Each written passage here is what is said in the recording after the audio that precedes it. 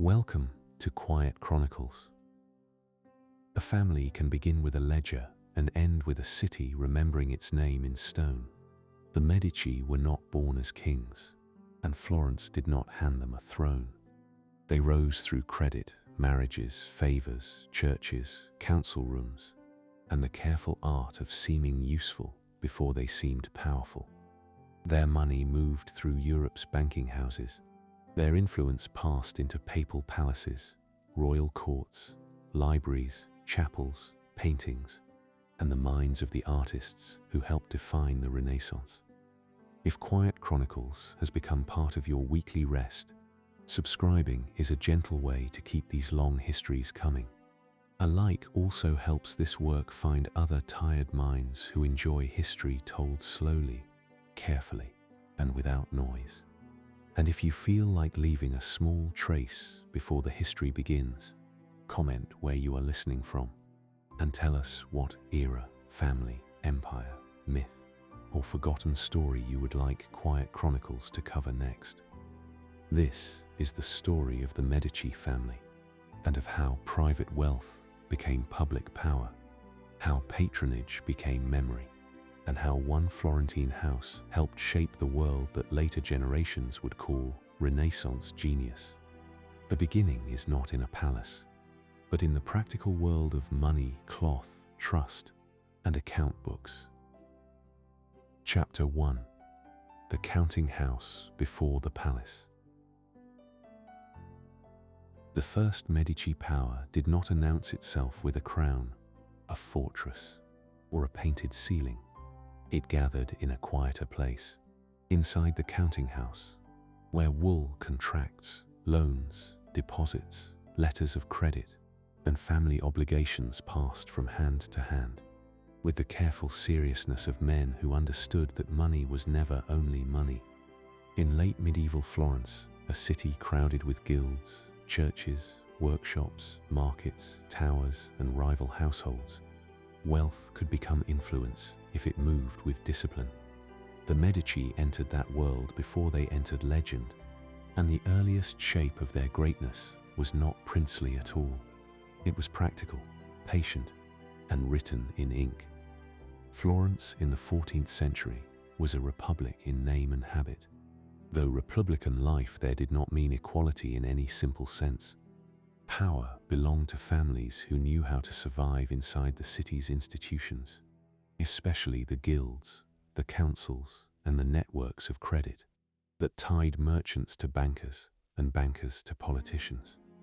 The great guilds gave the city much of its civic language, and the wool trade gave it a large part of its wealth. Cloth moved through Florence in many stages, from raw material to dyed and finished fabric, and every stage created accounts, debts, wages, disputes, and opportunities. A family that knew how to handle these things could rise without seeming to overturn the order around it. This was one of the quiet facts of Florentine life. Credit was a social force before it was a financial instrument. A loan could bind a client, calm a rival, assist a friend, secure a marriage, support a faction, or place a family name inside another household's future. In a city where office holding was watched closely and noble arrogance could stir resentment, the ability to be useful mattered. Usefulness did not look like conquest. It looked like solvency, discretion, and timely help. The Medici came from the Mugello, a rural district north of Florence, and their early history is partly wrapped in the usual mixture of family memory, civic record, and later embellishment. They were not, at first, among the highest Florentine houses. The city already had powerful names, older fortunes, and established factions, and the Medici had to move through that landscape with the caution of a family still making its place. Earlier figures such as Averardo and Vieri de' Medici belonged to this world of gradual advancement, where banking, trade, and political connection could lift a household from middling importance towards something more durable. The later Medici would remember their origins carefully, because families that rise quickly often learn to tell old stories about themselves. Vieri de' Medici was among the important figures in the family's commercial ascent before Giovanni di Bicci. His banking interests gave younger relatives and associates a path into finance, and through such arrangements, the Medici learned the habits of the profession before their own name became commanding. A bank in this period was not a modern institution with polished counters and public branches in the later sense. It was a web of partnerships, ledgers, trusted agents, family capital, correspondence, and negotiated risk. Men wrote to one another across cities, carried news along with money, and depended on reputation as carefully as they depended on coin. Giovanni di Bicci de' Medici emerged from this world with the kind of temperament that suited Florence better than open magnificence would have done. Born in 1360, he did not make the family powerful by appearing larger than the Republic, but by becoming indispensable within it. His marriage to Piccarda Bueri strengthened his position, bringing him both money and alliance, and his career showed the importance of a quality that would remain useful to the Medici for more than a century. He knew when not to appear too grand. The city had seen proud families fall. Giovanni built his position with less noise. In 1397, Giovanni founded the Medici Bank in Florence, and that date belongs near the beginning of the whole family chronicle. The bank did not make the Medici powerful overnight, yet it gave their ambition a structure. Through it, money could be gathered, lent, transferred, invested, and multiplied across distances. Florence was already experienced in complicated financial practice, and the gold florin, widely respected in European trade, gave the city's bankers a currency that could travel beyond Tuscany with unusual authority. A florin was small enough to hold in the hand, but the trust behind it reached into courts, fairs, ports, monasteries, and papal offices. The papacy mattered deeply to Giovanni's success.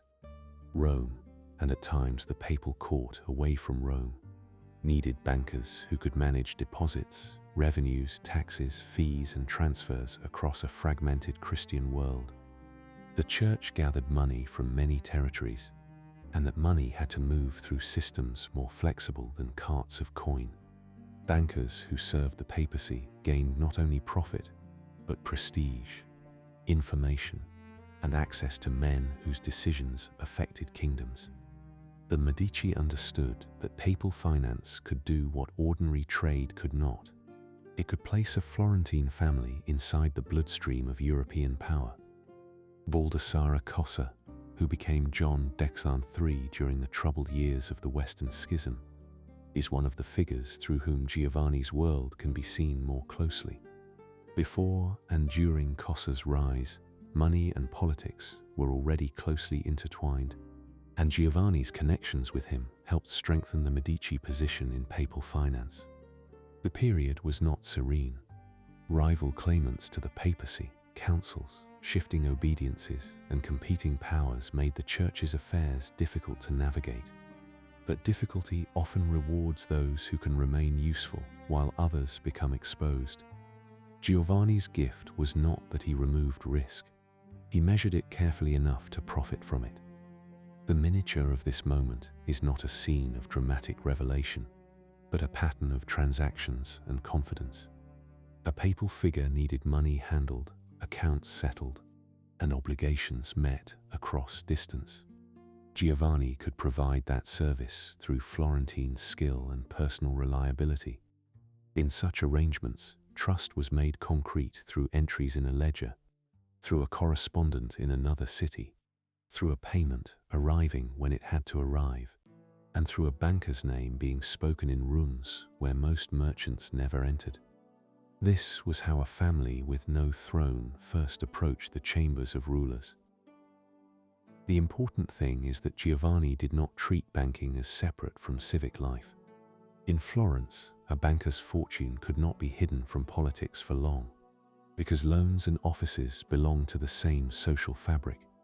A man who lent to influential citizens contributed to public burdens, married carefully, avoided reckless display, and placed allies in useful relationships, was already shaping the city around him. Giovanni served in public offices, including as gonfaloniere of justice, but he did not try to convert office into tyranny. He seems to have understood that a family could become powerful enough to matter, and yet remain safer if it did not force the city to name that power too plainly. Discretion became one of the earliest Medici arts. Later generations would patronize palaces, chapels, libraries, paintings, sculptures, villas, and festivals.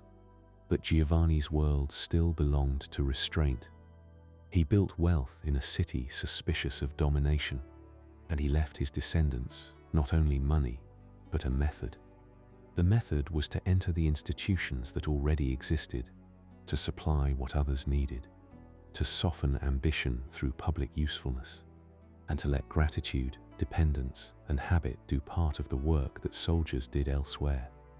It was a Florentine way of rising, and the Medici practiced it more successfully than any family around them.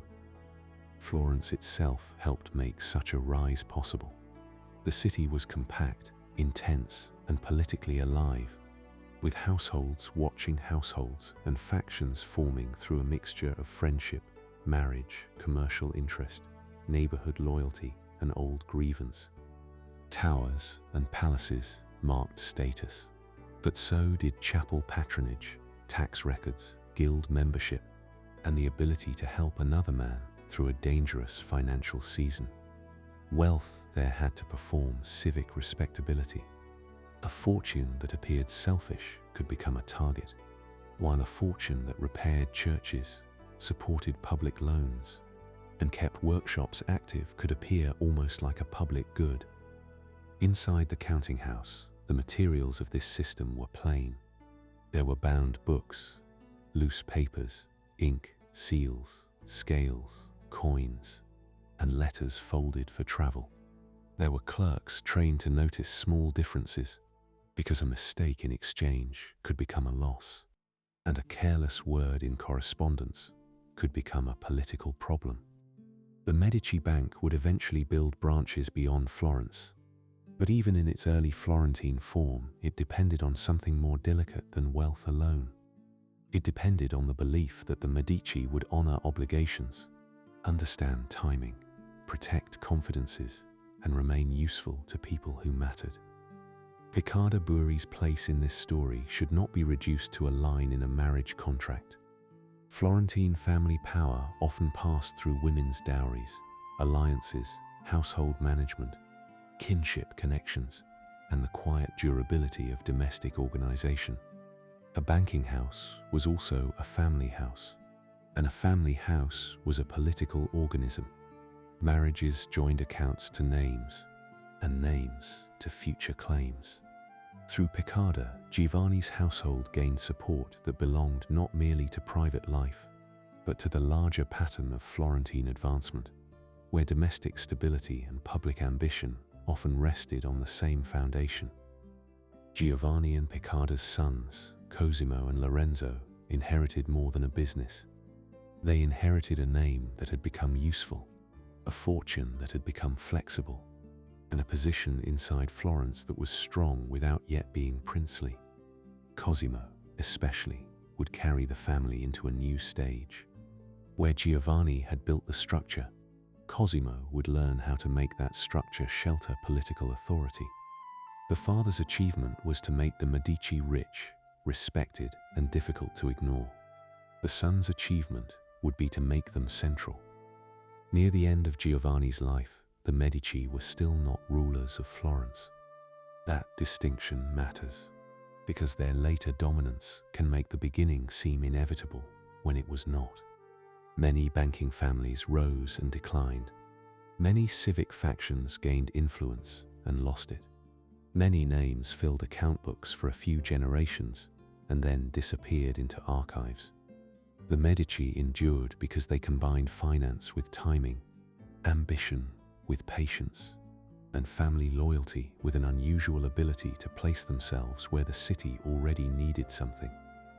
The palace had not yet become the symbol of the house. The chapels, libraries, statues, papal tiaras, ducal titles, and royal marriages still lay ahead. For the moment, the story remained close to the desk, the ledger, the contract, and the careful hand that wrote one number beneath another. But Florence was already beginning to feel the weight of this family's usefulness, and usefulness in that city could become a form of power, before anyone admitted that power had changed hands. Giovanni di Bicci left behind a fortune and a lesson. In Florence, command did not always begin by commanding. It could begin by lending, by paying, by advising, by waiting, by joining one household to another, by keeping accounts others trusted, and by allowing a city to grow accustomed to turning in one family's direction. That was the world Cosimo inherited, and as the first great Medici son stepped fully into it, the counting house began to open toward the Republic itself. Chapter 2. Cosimo the Elder and the Republic he did not name. Cosimo de' Medici inherited a fortune, but more importantly, he inherited a way of moving through Florence. Giovanni di Bicci had taught the family that power in a suspicious republic should not arrive dressed as power. It should arrive as credit, advice, friendship, usefulness, and restraint. When Giovanni died in 1429, Cosimo did not step into a throne, because there was no throne waiting for him. He stepped instead into a city of councils, guilds, factions, taxes, rival households, public offices, private debts, and old memories of what happened when any one family seemed to grow too large. His inheritance was large enough to make caution necessary. The Medici Bank had grown into a financial house with branches and partnerships beyond Florence, and Cosimo himself had been trained not only in the arithmetic of profit, but in the politics of obligation. He understood what his father had understood, that a loan could create loyalty, that generosity could soften resentment, and that public modesty could protect private reach. Yet Cosimo was not merely Giovanni continued in another body. He had a broader imagination, a deeper appetite for learning, and a colder awareness of how easily enemies could gather when a family became indispensable. The city he entered as head of the house was formally governed by republican machinery. Offices rotated, councils met, names were drawn, speeches were made, and public decisions still wore the language of civic participation. Beneath that language, families competed to shape the lists, influence the elections, reward friends, punish rivals, and keep the city's policies from turning against them. The Medici were not alone in this. The Albizzi, one of the leading aristocratic families of Florence, had long been powerful in the Republic, and Rinaldo degli Albizzi regarded Cosimo's growing influence with the unease of a man who saw a rival force forming inside familiar institutions. Contessina de' Bardi, Cosimo's wife, belonged to one of Florence's old banking families, and the marriage joined Medici wealth to an older social prestige. Such marriages were rarely only private arrangements. They steadied fortunes, widened kinship networks, and gave rising households the appearance of belonging where they had not always belonged. In Cosimo's case, the alliance helped carry the Medici further into the city's established world, but it did not remove suspicion. A wealthy banker with old family connections could look even more dangerous than a wealthy banker without them. Cosimo's public manner helped him survive longer than a more theatrical figure might have done. He was remembered as accessible, careful, and sparing in display. Though the simplicity of a powerful man is never quite simple, he could appear as a citizen among citizens while arranging support across the city. He could patronize sacred buildings without naming the political value of sacred patronage. He could assist friends and clients in ways that left them grateful, without making them feel openly purchased. This was one of the Medici skills that Florence found difficult to resist, because it worked through the ordinary forms of civic life rather than against them. The rivalry with the Albizzi did not begin as a single confrontation.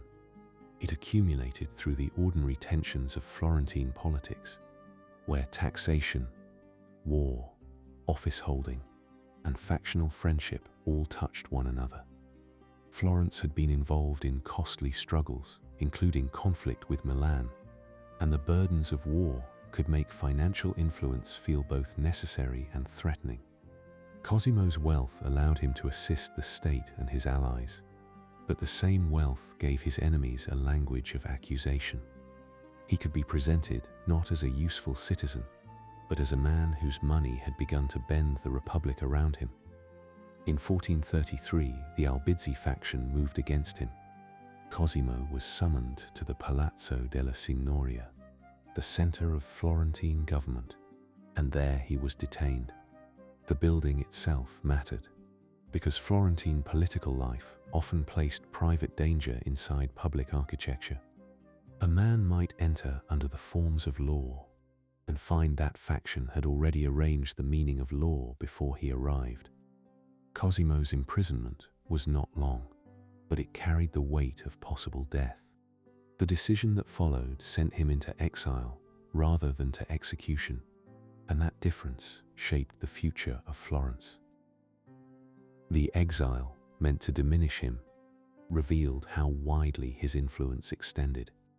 Cosimo went first through a world of guarded movement and political uncertainty, then found safety in places where Medici money and reputation had already made a welcome. Venice, especially, received him with the respect due to a man whose wealth could not be confined by Florence's walls. His departure from the city did not dissolve his network. Letters continued, allies remained, clients remembered, and the bank still carried his name through commercial channels. Exile removed his body from Florence, but not his usefulness. That is why the episode is so revealing. A formal ruler can lose a capital and still claim a title. Cosimo had no title of that kind, yet his absence disturbed the city because his power had already become part of its working life. Men who owed him money, men who had received favors, men who feared Albizzi dominance, and men who saw advantage in his return, all had reasons to reconsider what had been done. The Republic had expelled a citizen, but it had also interrupted a system of relationships on which many citizens depended. In 1434, Cosimo returned. The reversal was achieved through Florentine political mechanisms rather than through open conquest, which made it characteristic of the age and of the family. The Albizzi were displaced, Rinaldo and his allies were exiled, and the Medici became the dominant force in the city without abolishing the republic that had tried to remove them. Cosimo did not crown himself. He did not declare Florence a Medici possession. The councils continued, offices rotated, and the language of civic freedom remained in use. Beneath that language, however, the center of gravity had shifted. The miniature of his return lies in its restraint. Cosimo came back not as a soldier forcing a gate, but as a citizen whose enemies had misjudged how much of the city had come to rest upon him. His friends and clients did not need to proclaim a revolution. They needed to adjust the machinery of office, secure the right names, and allow the old forms to produce a new result. The Medici victory was therefore both dramatic and muted. It changed the direction of Florence while preserving the appearance that Florence had chosen its direction for itself. After 1434, Cosimo became the first citizen of Florence in practice, though not in law. Later writers would call him Pater Patriae, father of the fatherland, and the phrase shows how carefully his memory was shaped. He became the man who gave rather than seized, who steadied rather than ruled, who enriched rather than commanded. Like all political memories, this one softened the harder edges. Cosimo could be generous and calculating at the same time. He could love learning and manage enemies.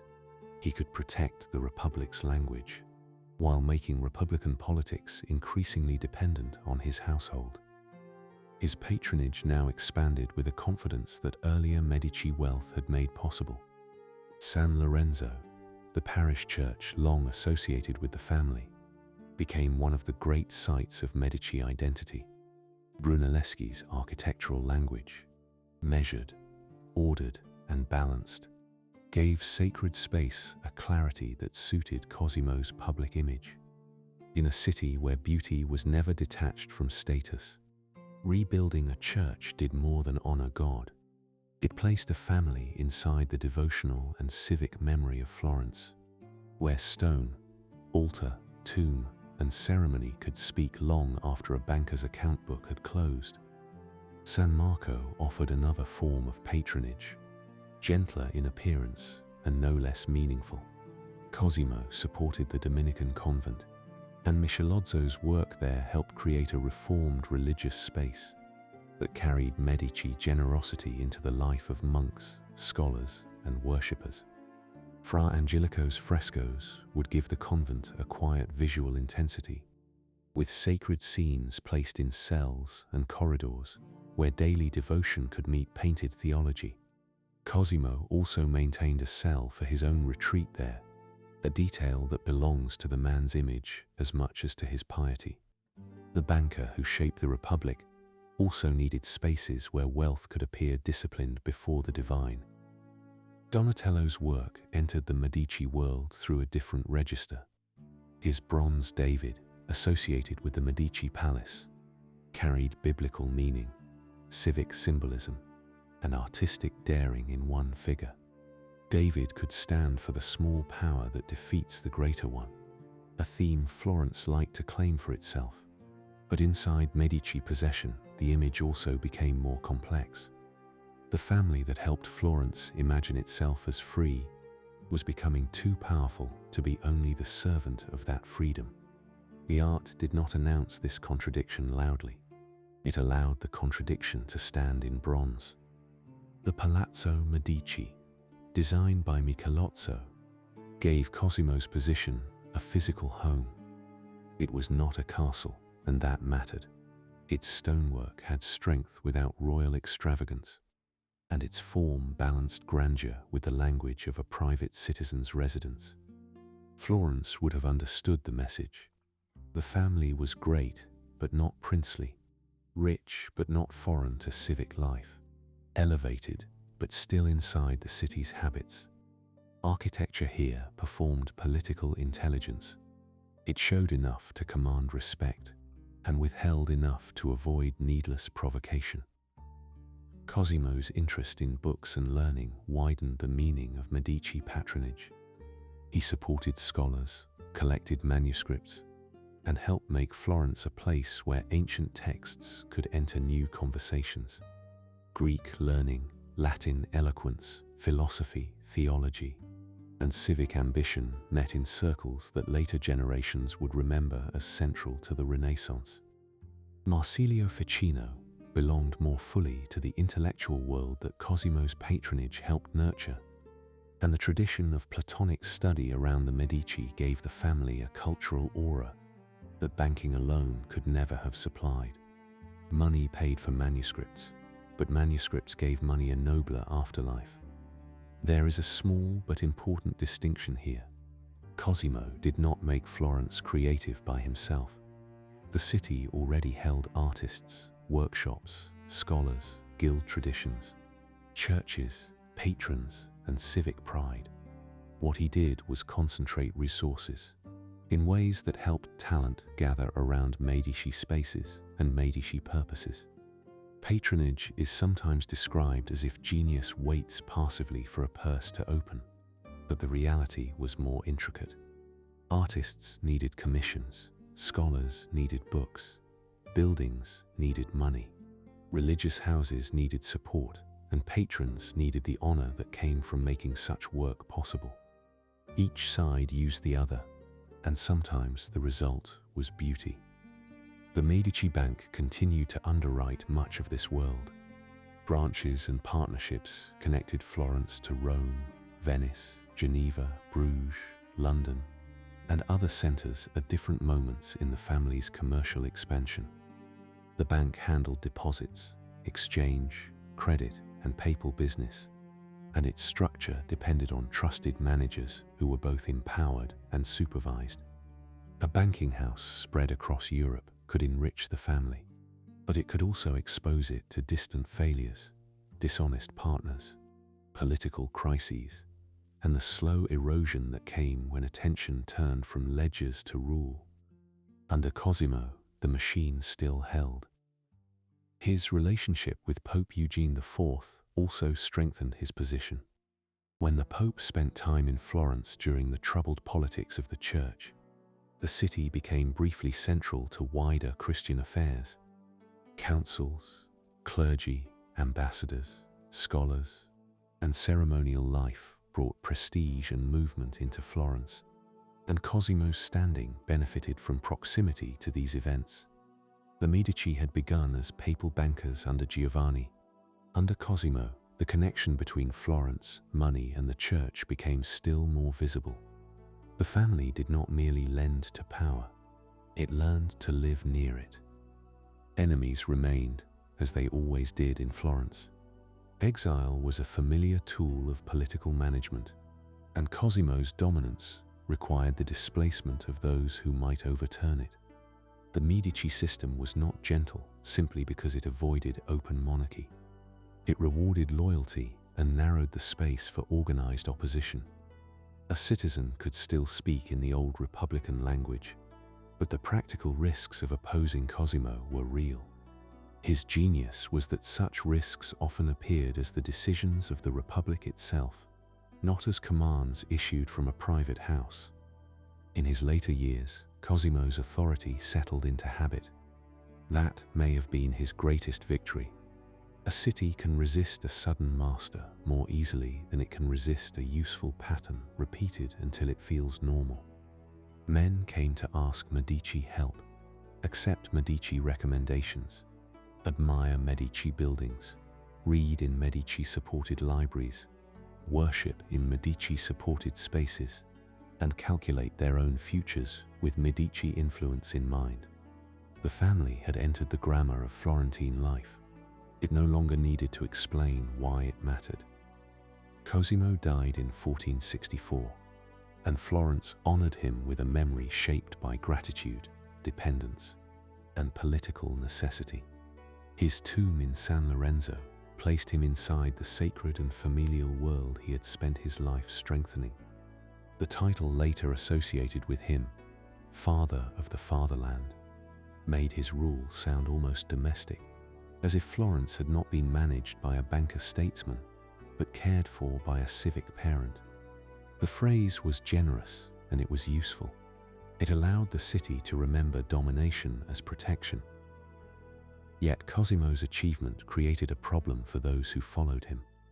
Informal power can be inherited only if the heir has the skill, health, patience, and network to keep it alive. Giovanni had built the fortune. Cosimo had turned that fortune into a governing presence. Now the Medici needed to discover whether a family system built around one extraordinary man could survive in the hands of a weaker body and a more fragile moment.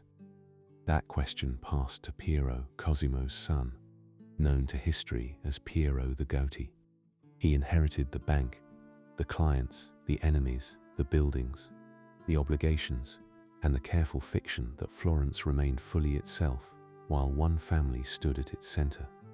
The counting house had opened toward the Republic, and under Cosimo the Republic had learned to turn toward the Medici. Under Piero, that arrangement would be tested by illness, conspiracy, and the difficulty of receiving power that had never been formally named. Chapter 3: Chapels, Libraries, and the Soft Machinery of Rule. San Lorenzo stood near the center of the Medici story. before the family had become princely enough to claim a center openly. It was not merely a church where they worshipped, nor merely a place where family memory could be enclosed in stone. Under Cosimo de' Medici, it became one of the clearest examples of how Florentine power could be made to look like public benefit. A banker could not call himself lord of the city without provoking the city's old fears, but he could rebuild a sacred place, support its clergy, honor his ancestors, employ the finest architects, and allow gratitude to gather around him in forms that seemed both devotional and civic. The rebuilding of San Lorenzo had begun before Cosimo's full dominance, but his money and will gave it the weight of a Medici project. Filippo Brunelleschi's architectural language, ordered by proportion, columns, arches, and measured light, suited the family's political temperament almost perfectly. It was grand without appearing disorderly, learned without appearing strange, costly without relying on the blunt gestures of a fortress. In Florence, where citizens knew how to read buildings, such restraint mattered. The church offered beauty, piety, and memory, but it also taught the city to associate Medici wealth with harmony. A chapel could do what a speech could not. It could remain. Men who disliked a family might still worship beneath the roof that family had paid to raise, and children who knew little of old factional quarrels would learn the name of the patron from tombs, coats of arms, and repeated ceremony. Cosimo understood this without needing to make it vulgar. His gift was not the invention of patronage, which had long existed in Italian cities, but the steady joining of patronage to a system of influence. A church, a convent, a palace, and a library could become parts of the same quiet machinery. Palazzo Medici gave that machinery a domestic face. Designed by Michelozzo, the palace rose along the Via Larga with a strength that did not need to shout. Its lower walls carried heavy rusticated stone, and the upper levels softened as the building rose, giving the house a disciplined movement from weight to refinement. The courtyard gathered visitors into a controlled space, where family business, reception, display, and political conversation could occur without the building ceasing to be a private residence. It was a house, but it was also an argument about what sort of greatness Florence could tolerate. Cosimo's palace avoided the language of a castle, because the Medici still needed to live inside republican manners. A noble tower could look like defiance. A royal residence would have been absurd. Michelozzo gave the family something more useful, a building large enough to mark preeminence, and restrained enough to pretend that preeminence was still civic. The choice is worth lingering over, because political intelligence often survives in proportions. The Medici did not merely buy beautiful things. They learned how beauty could lower resistance to power. Inside such spaces, art did not sit apart from politics. Donatello's bronze David, long associated with the Medici palace, carried meanings that Florence could admire and meanings the Medici could quietly absorb. The young biblical Victor had long suited a republic that imagined itself small, brave, and favored against larger powers.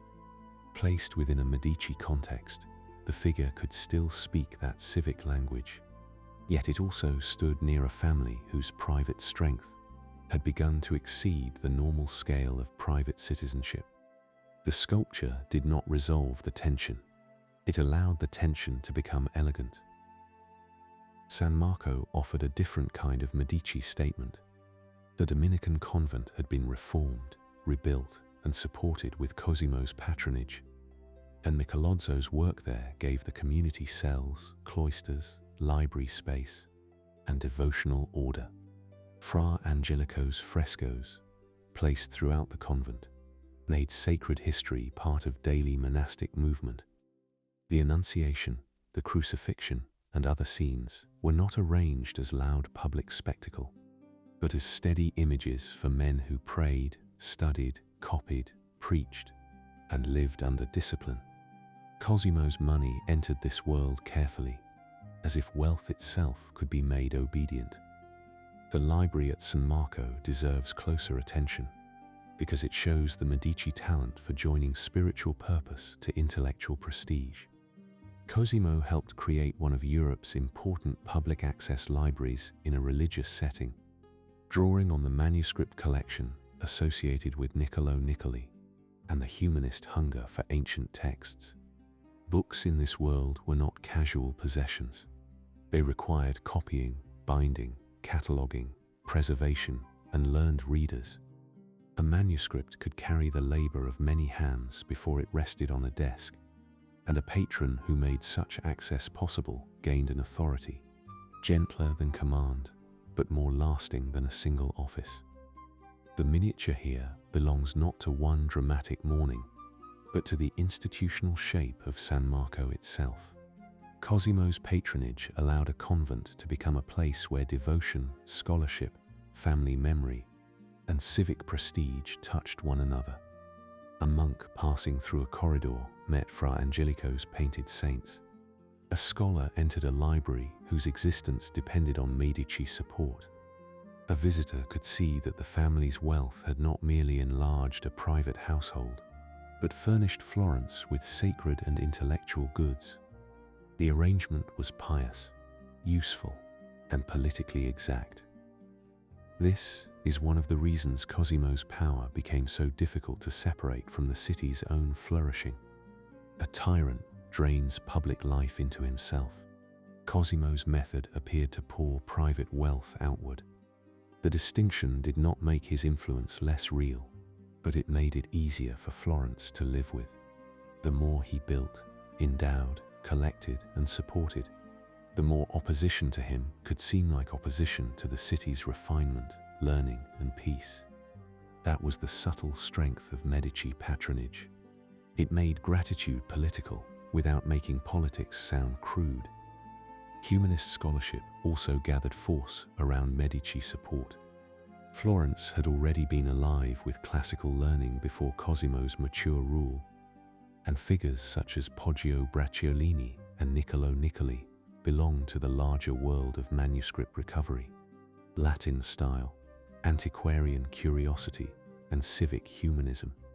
The Medici did not create that world from nothing. They entered it, funded it, housed it, and gave it social gravity. In return, learning gave the family a nobler reflection of itself, a language in which banking wealth could appear as wisdom, liberality, and guardianship of civilization. Marsilio Ficino later became one of the best-known names attached to Medici intellectual life.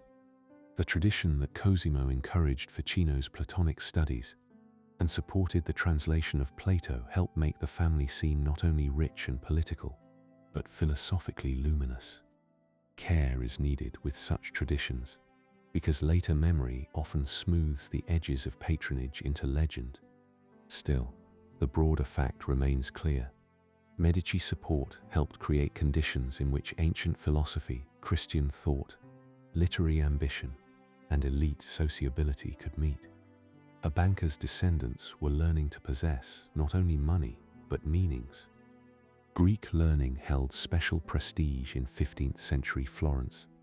The presence of Greek scholars in Italy, the movement of manuscripts, and the pressure on Byzantine lands before and after the Ottoman conquest of Constantinople in 1453 all shaped the intellectual climate.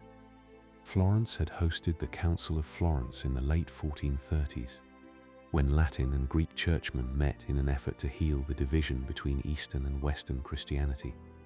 The council's religious goals were fragile, but the cultural contact mattered. Greek texts, Greek teachers, and the memory of ancient philosophy entered Florentine life with a new intensity. For Cosimo, these currents offered more than decoration. They placed Florence, and by extension the Medici, inside a story larger than local factional struggle.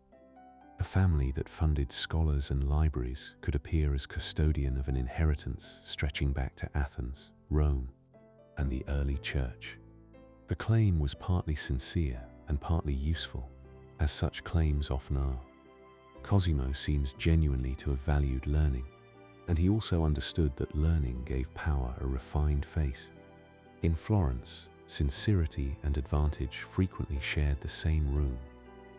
The Medici household itself became a place where artists, scholars, dependents, clients, relatives, clerics, and political allies moved through overlapping circles.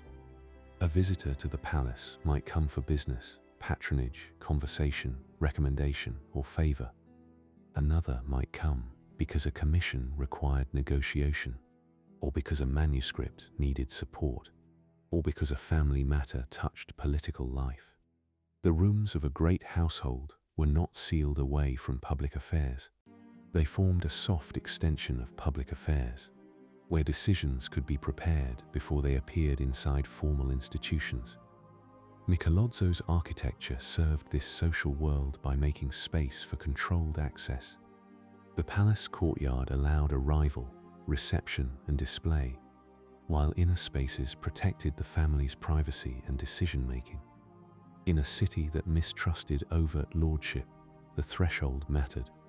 One could be admitted, delayed, observed, favored, or left outside. Such arrangements sound small until they are repeated across years. Power often becomes visible not in a single command, but in the number of people who must pass through one door to reach what they need. Cosimo's religious patronage also helped manage the moral unease attached to wealth. Banking, especially when it touched interest, exchange, and profit across distance, existed in a Christian culture that had long worried over usury. Florentine bankers developed legal, commercial, and theological ways of operating within and around these concerns, but unease did not disappear. Patronage of churches, convents, chapels, and charitable works did not erase the moral problem of profit, yet it softened its public presence. Money acquired through the risks and ambiguities of finance could return to the city as stone, prayer, learning, and beauty. There is no need to reduce this to hypocrisy. The 15th century did not divide motives as cleanly as later summaries sometimes do. A man could desire salvation, reputation, political influence, family honor, and civic praise in the same act of giving. Cosimo's patronage drew strength from precisely that mixture. It belonged to God, to Florence, to the Medici dead, to the living family, to artists and monks and scholars, and to the political order that his household was quietly shaping. Its complexity made it effective. The city's artisans and workshops felt the material side of this world. Architects needed masons, carpenters, stonecutters, metal workers, and laborers. Painters required pigments, panels, assistants, gold leaf, contracts, and time.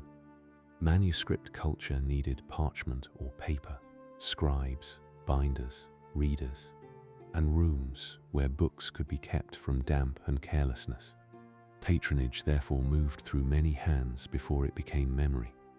The name of the patron might endure most visibly, but the labor beneath that name belonged to a broader Florentine economy of skill.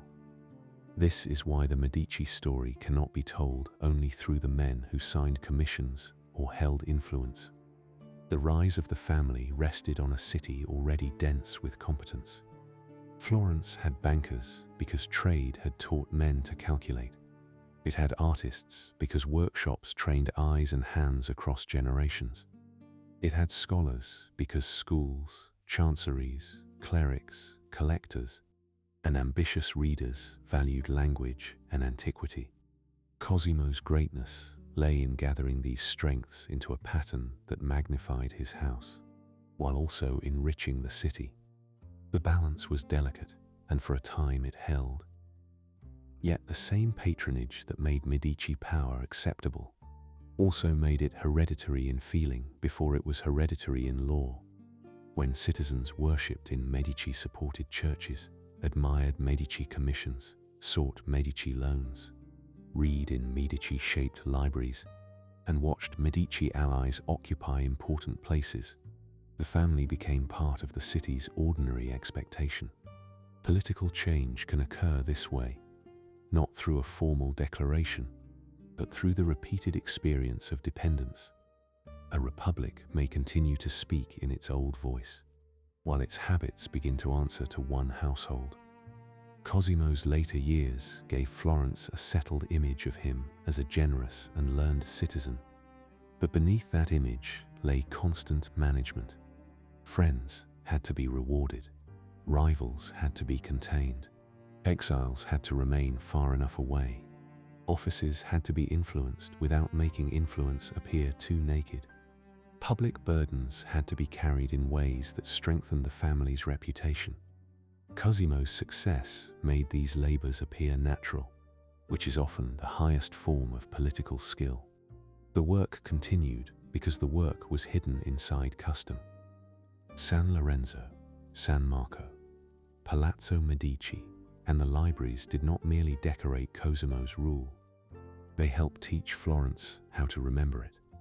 They placed the family in the city's prayers, studies, ceremonies, streets, and artistic inheritance. A banker's fortune had become visible without becoming vulgar. A private house had made itself useful enough to seem almost public. And as Cosimo's life moved toward its close, the Medici name had acquired a weight that no ledger alone could have carried. The next difficulty was succession. Buildings could remain, books could remain, and debts could remain, but the human balance inside the system had to pass from one body to another. Cosimo's son Piero inherited the visible achievements and the hidden tensions together. The palace and the enemies, the chapels and the factions, the library and the debtors, the grateful clients and the watchful rivals. The soft machinery of rule had been built with remarkable care. Under Piero the Gouty, it would begin to show how fragile even a beautifully ordered inheritance could be. Chapter 4: Piero the Gouty and the Fragile Inheritance. Cosimo's death in 1464 left Florence with a question it had never formally asked. If the Medici did not rule the city by title, and if the Republic still spoke through its councils, offices, guilds, and ceremonies, then what exactly had been inherited by Cosimo's son? The answer was not simple enough to fit inside a legal phrase. Piero di Cosimo de' Medici inherited money, banking partnerships, allies, buildings, chapels, clients, enemies, and a reputation made powerful by his father's long patience. He also inherited the problem hidden inside all informal power. It has to be renewed by the person who receives it, because no crown rests visibly on the head to explain why obedience should continue. Piero was already marked by illness. His gout was severe enough to shape how others saw him, and in a political culture where the body of a public man became part of his authority, weakness could easily become a political fact. He could not move through Florence with Cosimo's steady physical presence. He could not appear everywhere, speak to everyone, or manage every relationship with the same energy his father had shown. Yet he was not merely a sick man placed in a powerful chair. He had been trained inside the Medici system, surrounded by its obligations, and he understood that the family's position had to be defended even when his body made defense difficult. The city watched him closely. Florence had learned to accommodate Cosimo, because Cosimo had made himself useful for so long that his dominance seemed almost like civic weather. Piero did not possess that advantage to the same degree. His succession forced men to reconsider arrangements they had accepted under his father, and some of them saw a moment when the Medici structure might be loosened. Inheritance can make power look permanent from a distance, but from inside the year, after a great man's death, it often looks exposed. Lucrezia Tornabuoni gave Piero's household one of its strongest supports. She belonged to an important Florentine family, and she brought to the Medici marriage not only kinship value, but intelligence, literary culture, religious seriousness, and household authority. Her poems and sacred writings show a woman formed by the devotional and humanist atmosphere of 15th century Florence, while her family role placed her inside the practical world of marriages, children, property, and alliance. The Medici house was not sustained by men alone. Like other powerful Florentine families, it depended on women whose labor joined private continuity to public strategy. Piero and Lucrezia's sons, Lorenzo and Giuliano, stood near the center of that strategy from childhood. Lorenzo, born in 1449, received the kind of education that made sense for a family whose power had begun to depend on more than banking. He learned letters, philosophy, poetry, diplomacy, riding, public manners, and the delicate Florentine art of appearing both exceptional and civic. Giuliano, younger and more openly graceful in later memory, belonged to the same family design, even before his life became inseparable from the tragedy that would come. In the 1460s, they were still heirs being prepared for a world that might not accept them. Piero's first major challenge came from men who had once lived near the Medici orbit. Luca Pitti, Agnolo Acciaiuoli, Diotisalvi Neroni, and others became associated with opposition to him, and their discontent grew from the usual Florentine mixture of ambition, fear, debt, resentment, and calculation. Some had served Cosimo or benefited from Medici closeness. That made their hostility more dangerous, because they knew the system from within. Political betrayal in Florence was rarely the act of strangers. It often came from men who had shared tables, marriages, loans, offices, and confidences. Debt lay near the heart of the crisis. Piero, concerned by the condition of the bank and perhaps by the softness that had entered some financial relationships under Cosimo, began to call in loans and tighten accounts. What may have seemed prudent from the family's side felt threatening to men whose standing depended on credit. A banking family that lent too freely could endanger itself, but a banking family that demanded repayment could turn gratitude into hatred. The Medici had risen through usefulness, and now some Florentines discovered that usefulness could become pressure when the lender asked to be paid.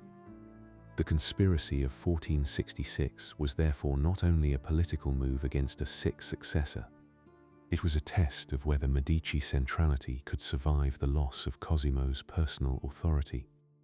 The conspirators hoped to use Piero's weakness, the unease around debt, and the ambitions of rival households to shift the city away from Medici control.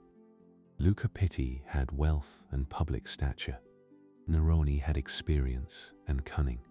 Acciaiuoli carried the prestige of an old Florentine name. Together, they represented not an outside attack on the Medici system, but a fracture inside the elite world that had helped sustain it.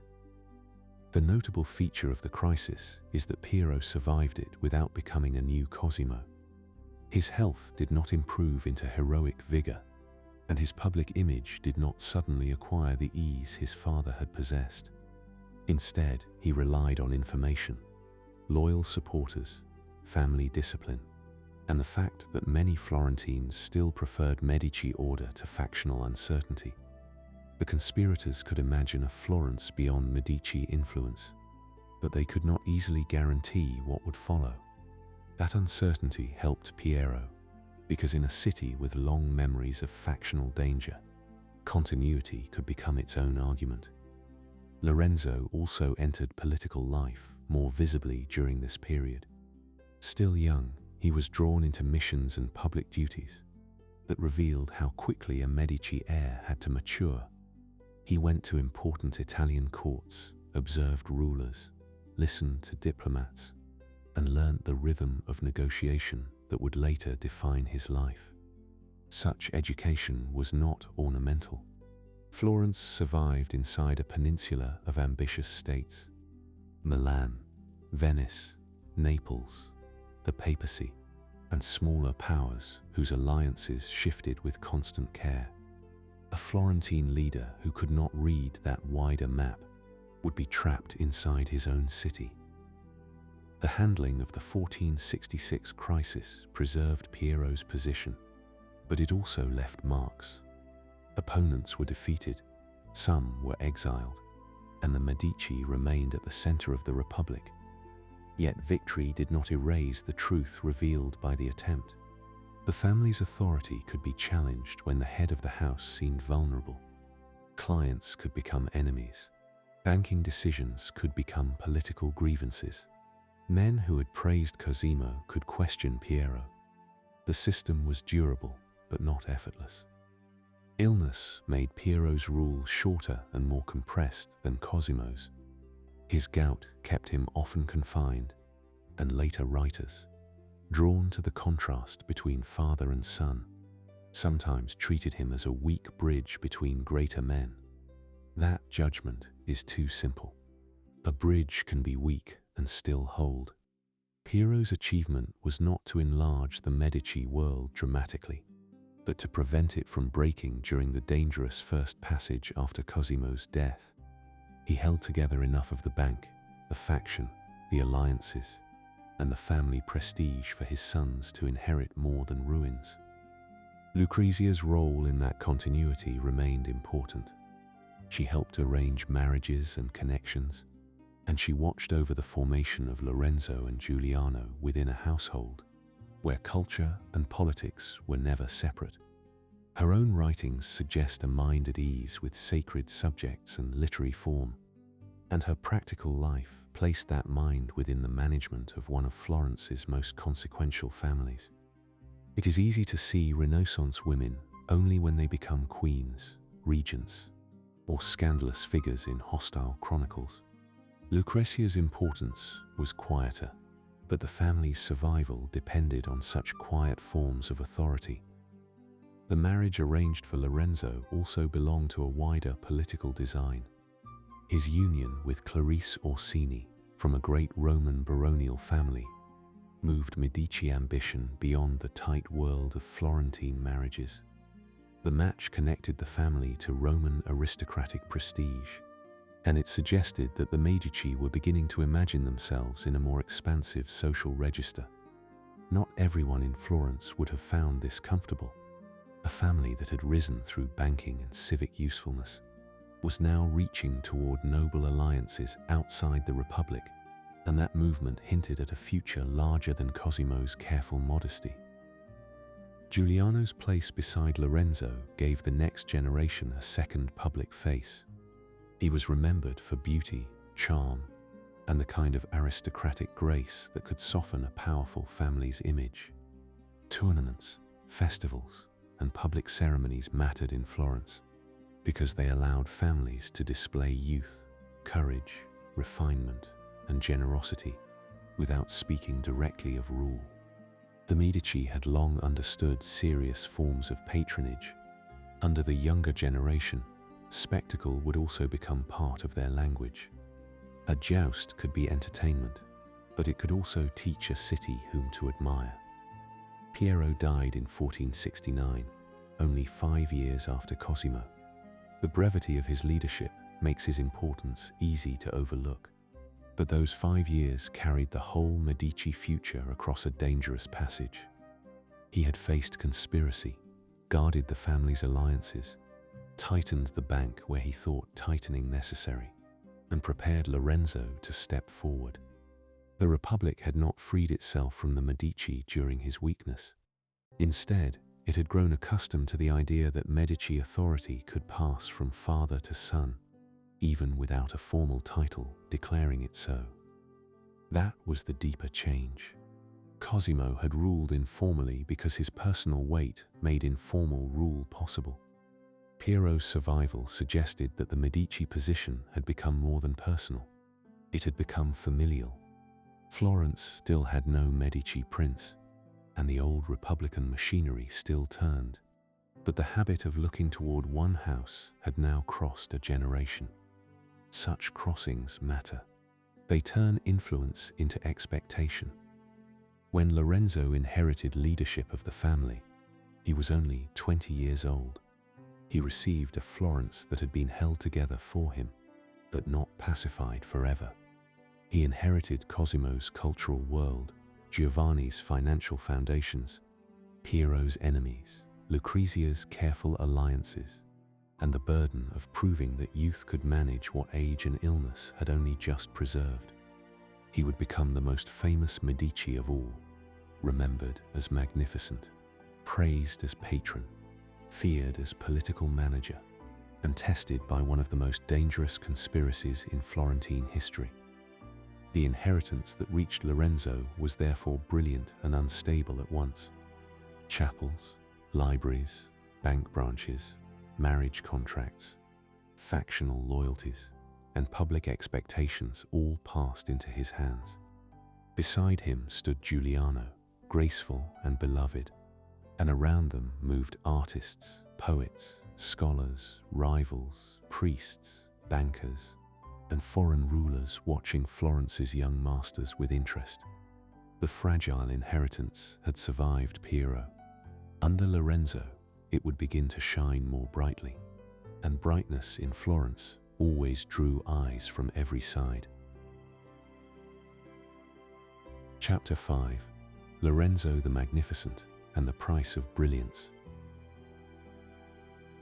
Lorenzo de' Medici received Florence at an age when most men were still learning how to be seen, and he received it under the gaze of a city trained to notice everything. He was 20 when Piero died in 1469, young enough to be doubted, and important enough that doubt itself became dangerous.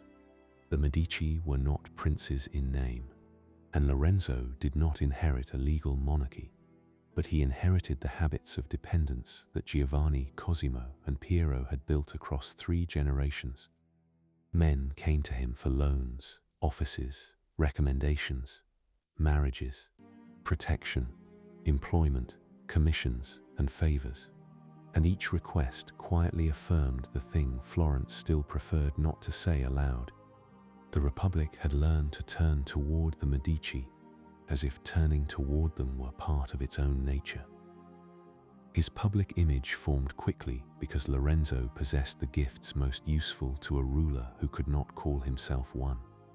He had charm, intelligence, memory, courage, literary taste, and a willingness to move among people without making every encounter feel like command. His education had prepared him for more than calculation. He wrote poetry, loved music, understood classical learning, and knew the language of courtesy that allowed power to appear graceful. Yet he also knew the harder grammar of Florentine politics: which men could be trusted, which families needed watching, which offices mattered, which debts could be extended, and which foreign ruler might turn a local quarrel into a wider danger. This double nature is the beginning of Lorenzo's fascination. He was a poet who managed factions, a patron who handled punishments, a young man praised for magnificence while the family bank gradually weakened under the burden of politics and mismanagement. Later memory often polishes him until he becomes almost the human face of the Renaissance itself, standing among artists, philosophers, and festive Florentine crowds. The record is more interesting than that. Lorenzo's brilliance was real, but it was never free. It had to be paid for in money, vigilance, alliances, and the narrowing of Republican independence around him. Beside Lorenzo stood Giuliano, his younger brother, whose life would remain shorter and in some ways more luminous, because it was cut off before age could complicate the image. Giuliano was handsome, gracious, and widely liked, a figure suited to the ceremonial and emotional life of Florence. In public festivals and tournaments, he gave the Medici house a softer and more beautiful face. Lorenzo carried the larger burden of government and negotiation, but Giuliano helped the family appear beloved rather than merely necessary, in a city where appearance had political force that mattered. The Medici circle in Lorenzo's Florence included poets, scholars, artists, musicians, and young nobles whose lives crossed between pleasure, learning, and ambition. Angelo Poliziano, one of the finest humanist poets of the age, moved close to the family and later became tutor within the Medici household. Luigi Pulci, with his lively and sometimes irreverent poetic imagination, belonged to Lorenzo's literary world. Marsilio Ficino continued to give philosophical dignity to the family's patronage, translating and interpreting Plato in a Christian humanist key. Such men did not merely decorate Lorenzo's rule. They helped create the atmosphere in which his authority felt refined, intelligent, and almost inevitable. Sandro Botticelli's name belongs to this world, though the relations between painter, patrons, and Medici circles were more complex than simple legend suggests. His mythological paintings, devotional works, portraits, and workshop production grew from the wider culture of elite Florentine patronage that Lorenzo helped sustain. Paintings associated with beauty, antiquity, grace, and learned symbolism suited a city in which ancient stories had become newly available as languages for modern power. A mythological figure on a panel could carry philosophy, family prestige, poetic fashion, and private delight all at once. Renaissance art often survives as beauty. In its own time, beauty usually had patrons, rooms, marriages, rivalries, and payments behind it. Carigi, the Medici villa outside Florence, became one of the places where Lorenzo's cultural life could appear apart from civic pressure, without truly leaving politics behind. Villas offered air, conversation, study, and retreat, but for a family like the Medici, retreat was never fully private. Guests, scholars, relatives, and favored companions could gather there, in forms of sociability that strengthened bonds. Philosophical discussion, poetry, music, and leisure belonged to the same family system as banking and office holding, only in a gentler register. The villa world allowed the Medici to seem cultivated rather than merely dominant. Lorenzo's marriage to Clarice Orsini had already connected the family to Roman baronial blood, and the match continued to carry meaning after he became head of the house. Clarice was not a Florentine in the same way Lorenzo was, and some in the city may have felt the distance. Yet the marriage lifted the Medici socially beyond the merchant and banking identity from which they had risen. Through Clarice, the family touched the older aristocratic world of Rome, and through their children, that connection would help prepare paths toward cardinals, popes, and dynastic ambitions no early Medici banker could have openly claimed. Florence under Lorenzo held many forms of splendor, but splendor did not dissolve resentment. The Pazzi family, old, wealthy, and proud, stood among the houses that could resent Medici preeminence. Banking rivalry mattered, as did access to offices, honor, and influence. Papal politics also sharpened the danger. Pope Sixtus IV, a powerful and ambitious pope, had his own family interests, especially through his nephew Girolamo Riario, and tension between the papacy and Lorenzo grew over territorial and financial matters. The Medici had long benefited from papal finance, but under Lorenzo the papal relationship became increasingly strained. A conflict over the purchase of Imola helped sour relations further. Lorenzo opposed papal-backed moves that would strengthen Riario's position near Florentine interests, and the Pazzi were drawn into papal financial arrangements that bypassed the Medici. In the language of high politics, this was a dispute over territory, credit, and alliance. In the language of family honor, it was more intimate. The Medici were being challenged not only in councils or account books, but in the web of relationships that had long made them powerful. A rival banking family, papal hostility, and internal Florentine resentment began to gather into one dangerous shape. The Pazzi conspiracy of 1478 was not born from one grievance alone. It came from the meeting of several ambitions: Pazzi resentment, papal anger, Riario's interests, and the willingness of churchmen and political actors to imagine that Florence could be changed by removing the two Medici brothers. Francesco de' Pazzi and Jacopo de' Pazzi became central names in the plot. Archbishop Francesco Salviati, who had his own reasons for hostility toward Lorenzo, also belonged to the conspiracy. The plan aimed at both brothers because Medici power was familial, and the removal of one might not be enough. The attack took place during Mass in the Cathedral of Florence, Santa Maria del Fiore, on 26 April 1478. Giuliano was the more vulnerable of the two brothers that morning. He had nearly missed the occasion, and conspirators had helped ensure his presence, even embracing him in a gesture that allowed them to discover whether he wore armor beneath his clothes. The setting was sacred, crowded, and public, which gave the act its intended force. A killing in a street might remove a man. A killing in the cathedral, during worship, could announce that the order of the city had been broken in front of God and citizens together. Giuliano died in the attack. Lorenzo was wounded but escaped into the sacristy, protected by companions who closed around him while confusion filled the church. The violence itself need not be lingered over. Its consequence is what shaped Florence. One brother was dead, the other alive, and the conspiracy had failed in the most dangerous possible way. It had struck at the Medici publicly and left the more politically essential brother standing. The city now had to choose whether the attack had liberated it from Medici dominance or violated the civic and sacred order in a way that demanded punishment. Florence chose the Medici. Crowds and officials moved against the conspirators with speed and severity. Archbishop Salviati was executed, Francesco de' Pazzi was killed, and Jacopo de' Pazzi, after flight and capture, met the same political end. The handling of the reprisals belonged to a harsh world of factional justice, but the political meaning was clear.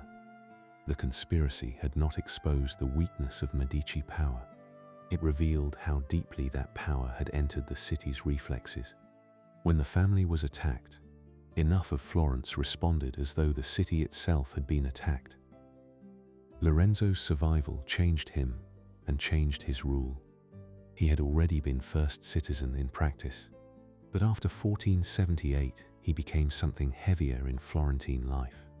The wounded survivor around whom loyalty, fear, grief, and dependence gathered.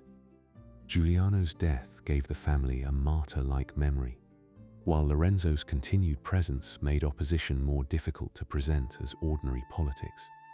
A failed conspiracy often strengthens the thing it tries to destroy. In Florence, the Pazzi attack allowed Lorenzo to tighten control, while appearing as the defender of civic order against sacrilege and betrayal.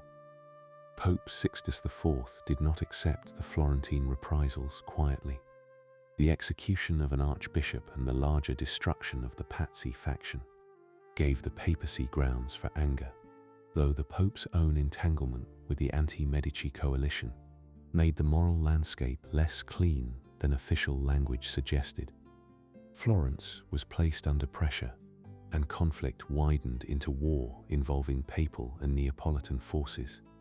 Lorenzo's private family crisis had become a public diplomatic emergency.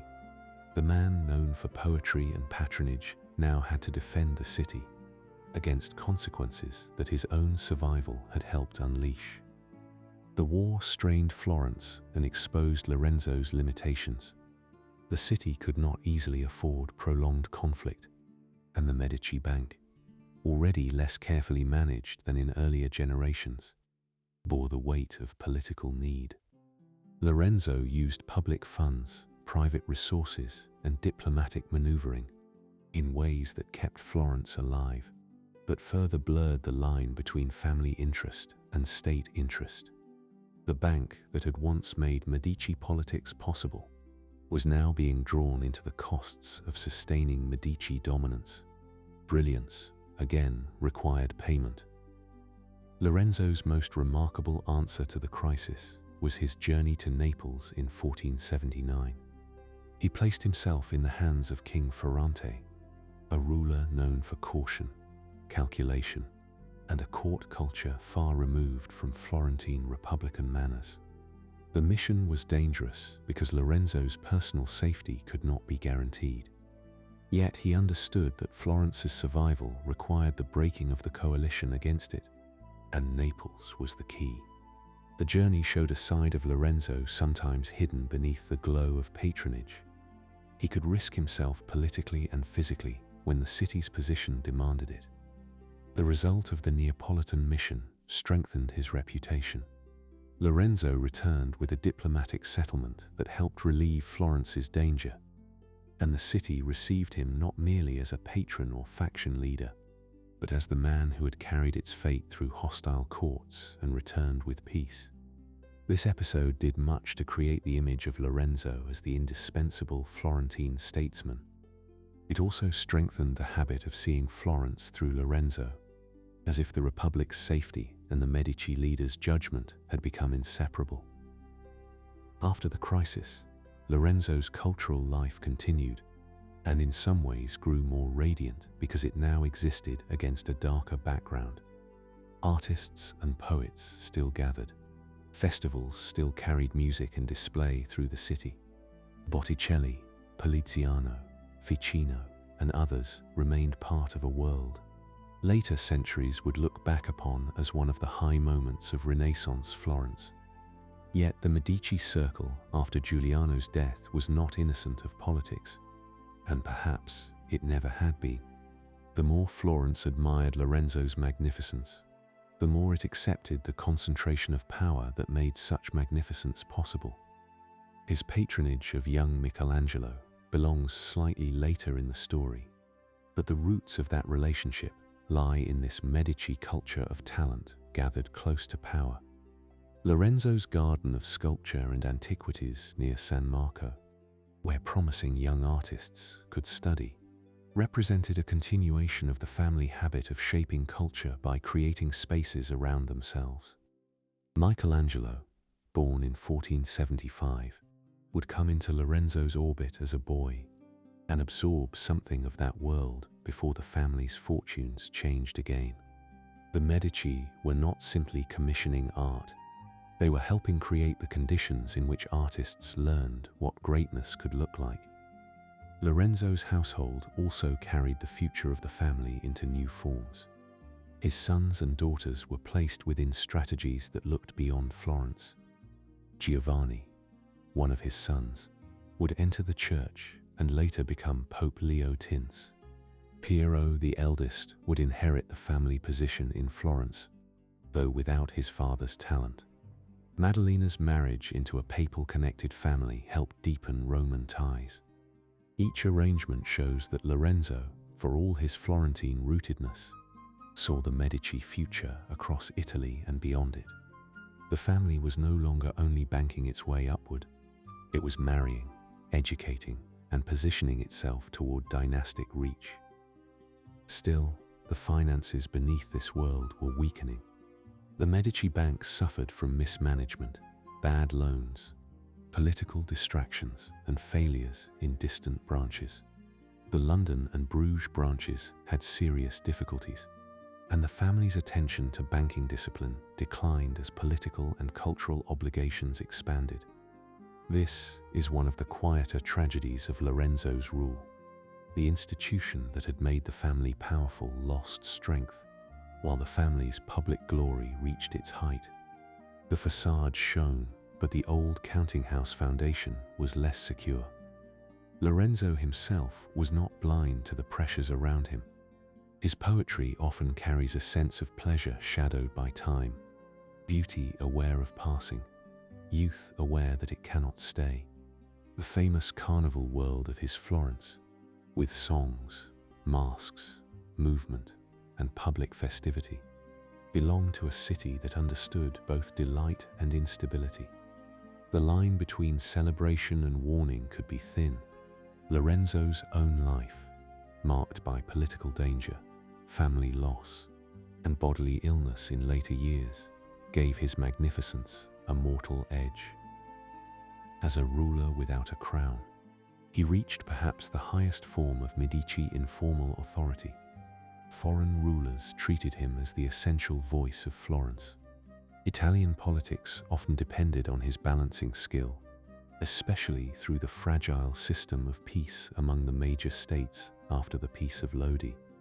His diplomacy helped keep Italy from immediate large-scale disruption, though the balance was always delicate. Milan, Venice, Naples, Florence, and the papacy each had ambitions, fears, and shifting interests. Lorenzo's gift was to understand that Florence, smaller than some and vulnerable to many, survived best through equilibrium. That equilibrium depended on his life. This was the old problem of Medici power returning in a new form. Giovanni's bank could be inherited, Cosimo's network could be inherited, Piero's preserved position could be inherited, but Lorenzo's personal diplomatic touch could not easily be transferred. A system that rested on one man's judgment might look stable until the man was gone. The more indispensable Lorenzo became, the more exposed Florence would be after him. In 1492, Lorenzo died at the Villa of Careggi. He was only 43. His death came in the same year that other currents in world history were moving toward enormous change. But in Florence, the immediate meaning was local and intimate. The city lost the man who had held together culture, faction, diplomacy, and family authority with unusual skill. The Medici lost the figure who had made their dominance seem graceful even when it narrowed the Republic. Italy lost one of the diplomats who had understood the peninsula's fragile balance. The title Magnificent attached itself to Lorenzo because it captured something true about his scale of life, but it can mislead if it makes him seem merely splendid. His magnificence was not only artistic patronage or festival grace, it was the ability to make wealth, culture, danger, grief, and diplomacy move through one person's authority. He turned the Medici name into a symbol of Renaissance brilliance, but that brilliance stood close to debt, revenge, papal hostility, and political fear. The price was present from the beginning. Lorenzo left behind children, memories, poems, alliances, unfinished pressures, and a city accustomed to his hand. Giuliano's death still haunted the family story, and the Pazzi conspiracy had shown both the violence that Medici power could attract and the loyalty it could command. The bank was weaker. The political structure remained personal. The next heir, Piero di Lorenzo, did not possess his father's combination of charm and judgment. Beyond Florence, France was preparing to enter Italy in a way that would disturb every careful balance Lorenzo had tried to preserve. The brightness of Lorenzo's Florence therefore did not lead into calm. It led into exposure. The artists, scholars, festivals, villas, and poems remained part of the city's memory, but the machinery behind them had begun to strain. A family that had survived exile, conspiracy, and factional hatred would soon face a different kind of test, one brought not by a Florentine rival alone, but by armies crossing the Alps, and by a preacher who believed the city's magnificence had become a spiritual danger. The age of Lorenzo was ending, and Florence was about to discover what his brilliance had been holding back. Chapter 6. The Pazzi, the Pope, and the city under strain. Florence, after the Pazzi conspiracy, did not return to its old rhythm, simply because Lorenzo de' Medici had survived. The cathedral had become the place where a private family conflict, a banking rivalry, a papal quarrel, and the politics of an entire city had met in one public wound. Giuliano was dead, the Pazzi were ruined, and Lorenzo stood more firmly at the center of Florence than before. Yet the conspiracy had opened a larger danger. It had tied the fate of the Medici to the anger of Pope Sixtus IV, the ambitions of Girolamo Riario, the calculations of Naples, and the uneasy balance of the Italian states. The failed attack had given Lorenzo moral force inside Florence, but beyond the city, the matter could be told differently. An archbishop had been executed after the conspiracy failed. Members of the Pazzi family had been punished with severity. Florence could present these acts as justice after sacrilege and treason, while the papacy could present them as an outrage against ecclesiastical dignity. Neither language was innocent. In Italian politics, moral claims often traveled with territorial aims, family interests, and financial grievances, and the Pazzi affair allowed older tensions to take on a sacred tone. Pope Sixtus IV had not been a minor observer of the world around the conspiracy. His nephew Girolamo Riario stood at the center of papal family ambition, and the purchase of Imola had already strained relations with Lorenzo. The Medici leader had opposed arrangements that strengthened Riario near Florentine interests, and the papacy had found financial assistance through the Pazzi after the Medici refused certain support. What had begun as a contest over influence and credit now moved into the language of punishment. Florence faced not only anger over the executions, but the pressure of a pope determined to weaken the man who had survived the plot. The city's position was difficult, because Florence was not a great military power in the manner of some of its neighbors. Its strength lay in money, diplomacy, craft, political intelligence, and the ability to survive among larger ambitions. Venice watched events with its own interests in mind.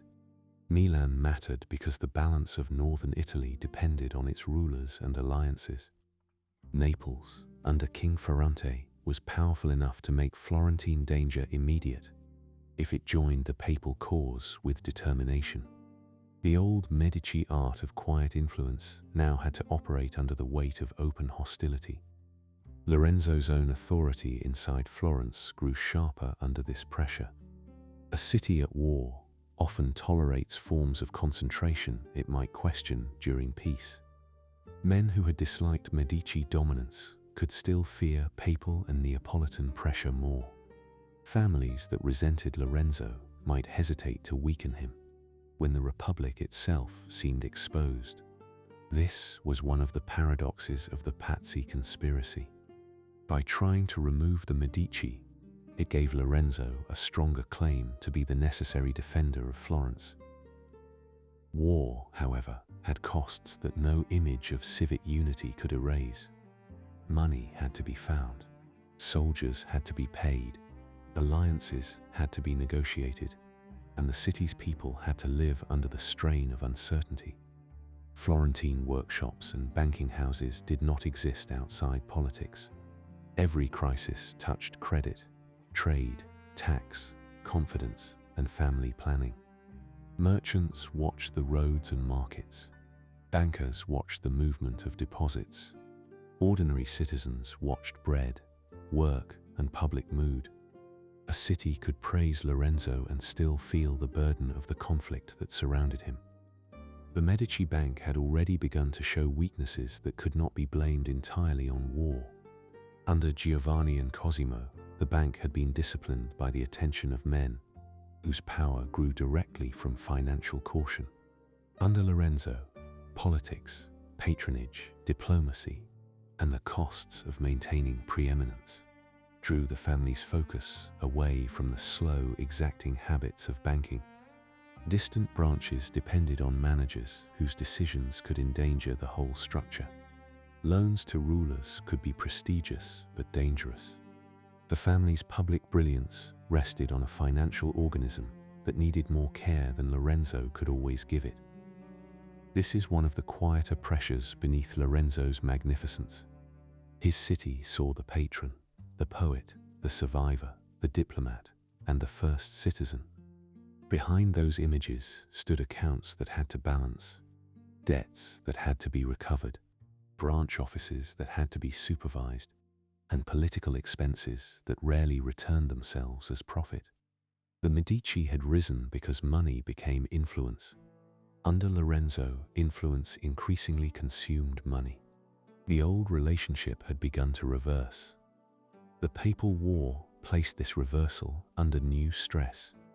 Florence needed Lorenzo because he could negotiate, persuade, and hold together factions. Lorenzo needed resources because negotiation without money was thin protection. The family's wealth and the city's needs were now braided so closely that separating them became almost impossible.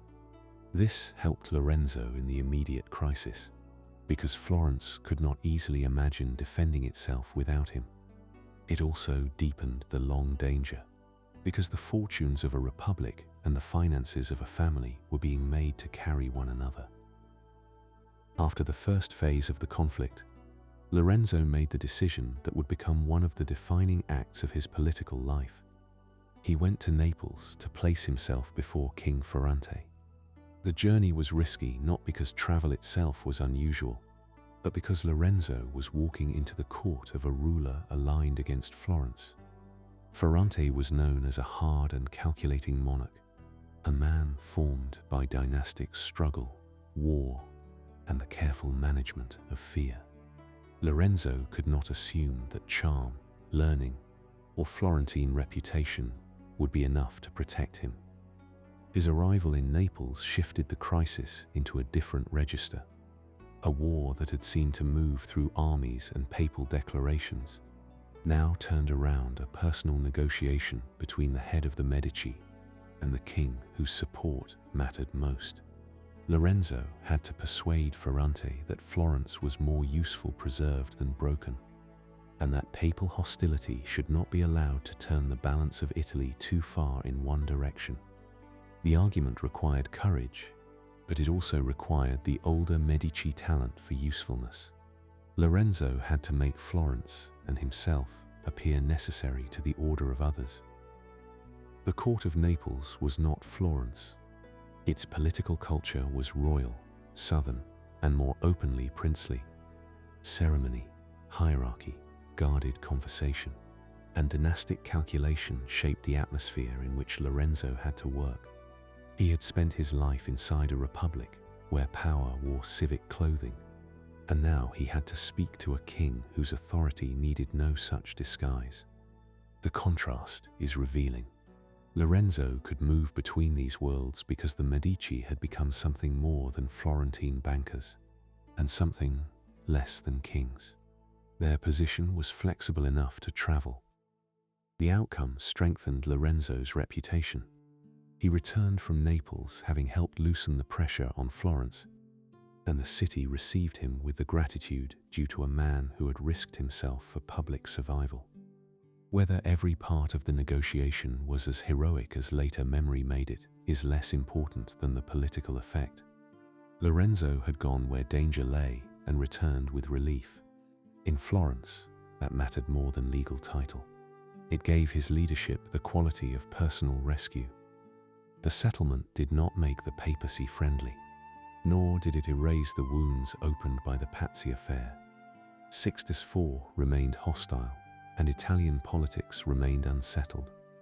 Yet Lorenzo's diplomatic success allowed Florence to breathe again, and it helped build the image of him as the careful balance keeper of the peninsula. In later years, this image would become central to his legend. He was not merely the magnificent patron of artists and poets. He was the man who understood that Florence survived by preventing larger powers from arranging Italy without it. Peace brought no true restoration of innocence. The Pazzi family had been destroyed as a political force in Florence, and their name became attached to betrayal in Medici memory. The papacy had shown how dangerous a wounded relationship with Rome could be. The city had seen sacred space become a setting for political violence. Lorenzo had learned that survival could make him stronger, but also that the circle of danger around his family reached far beyond the Arno. Florence might be compact, but the forces acting on it were not. Inside the city, Lorenzo's authority became more controlled and less tolerant of serious opposition. The old republican forms continued, but they did so in a political atmosphere where Medici survival had become identified with civic survival. The councils still mattered, offices still had names, ceremonies still preserved the language of shared government. Yet men understood that Lorenzo's wishes carried unusual weight. After the Pazzi, opposition did not look like ordinary disagreement as easily as it had before. It could be made to resemble disloyalty to a city that had nearly been thrown into chaos. This tightening did not prevent cultural life from continuing. Indeed, the years after the crisis still belong to the world for which Lorenzo is remembered. Poetry, music, philosophy, painting, sculpture, festivals, villas, and conversation. Poliziano remained close to the Medici world. Ficino continued to give philosophical depth to elite Florentine culture. Botticelli and other artists worked within networks of patronage shaped by the families around Lorenzo. The coexistence of beauty and control was not accidental. The same power that narrowed politics could widen the arts. Florentine festivals and public rituals became part of this balance. Carnival songs, processions, jousts, and civic celebrations gave the city pleasure while also displaying hierarchy, youth, wealth, and family prestige. Giuliano's memory lingered in this world, especially because his life had been so closely associated with public grace before the conspiracy. Lorenzo could not restore his brother, but he could fold mourning into the Medici legend. The dead brother became part of the family's emotional claim on the city, while the living brother carried the political one. The intellectual life around Lorenzo also took on a more reflective quality. Humanist learning had always been tied to mortality, fame, virtue, and the passing of worldly things. And Lorenzo's own poetry often moved through pleasure with an awareness that pleasure fades. This was not merely literary fashion. He had seen how quickly a public ceremony could become catastrophe, how quickly allies could become plotters, and how quickly beauty could be shadowed by political necessity. The Renaissance in Florence was not a serene garden apart from danger. It grew in soil where danger was familiar.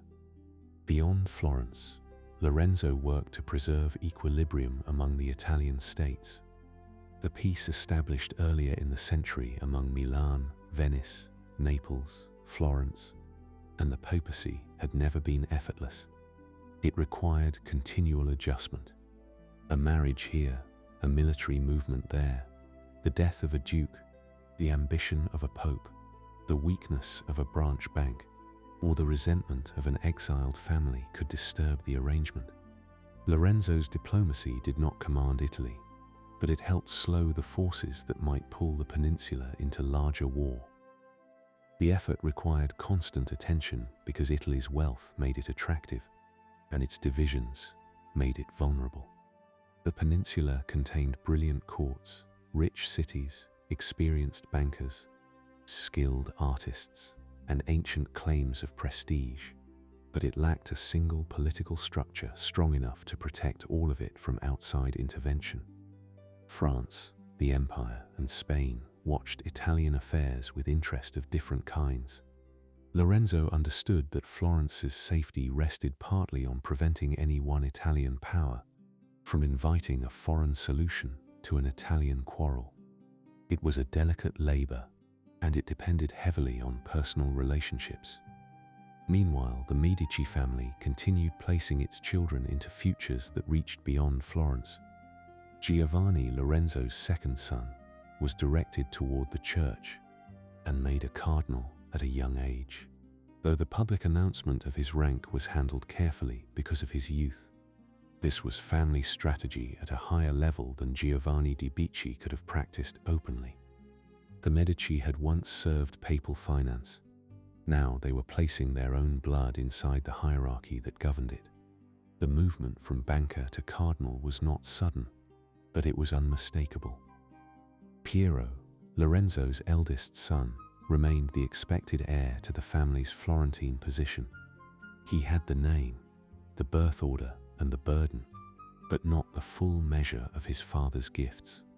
That imbalance would matter later, because Medici power still depended on personal skill. Lorenzo had made himself seem indispensable, and such success left his successor with a cruel inheritance.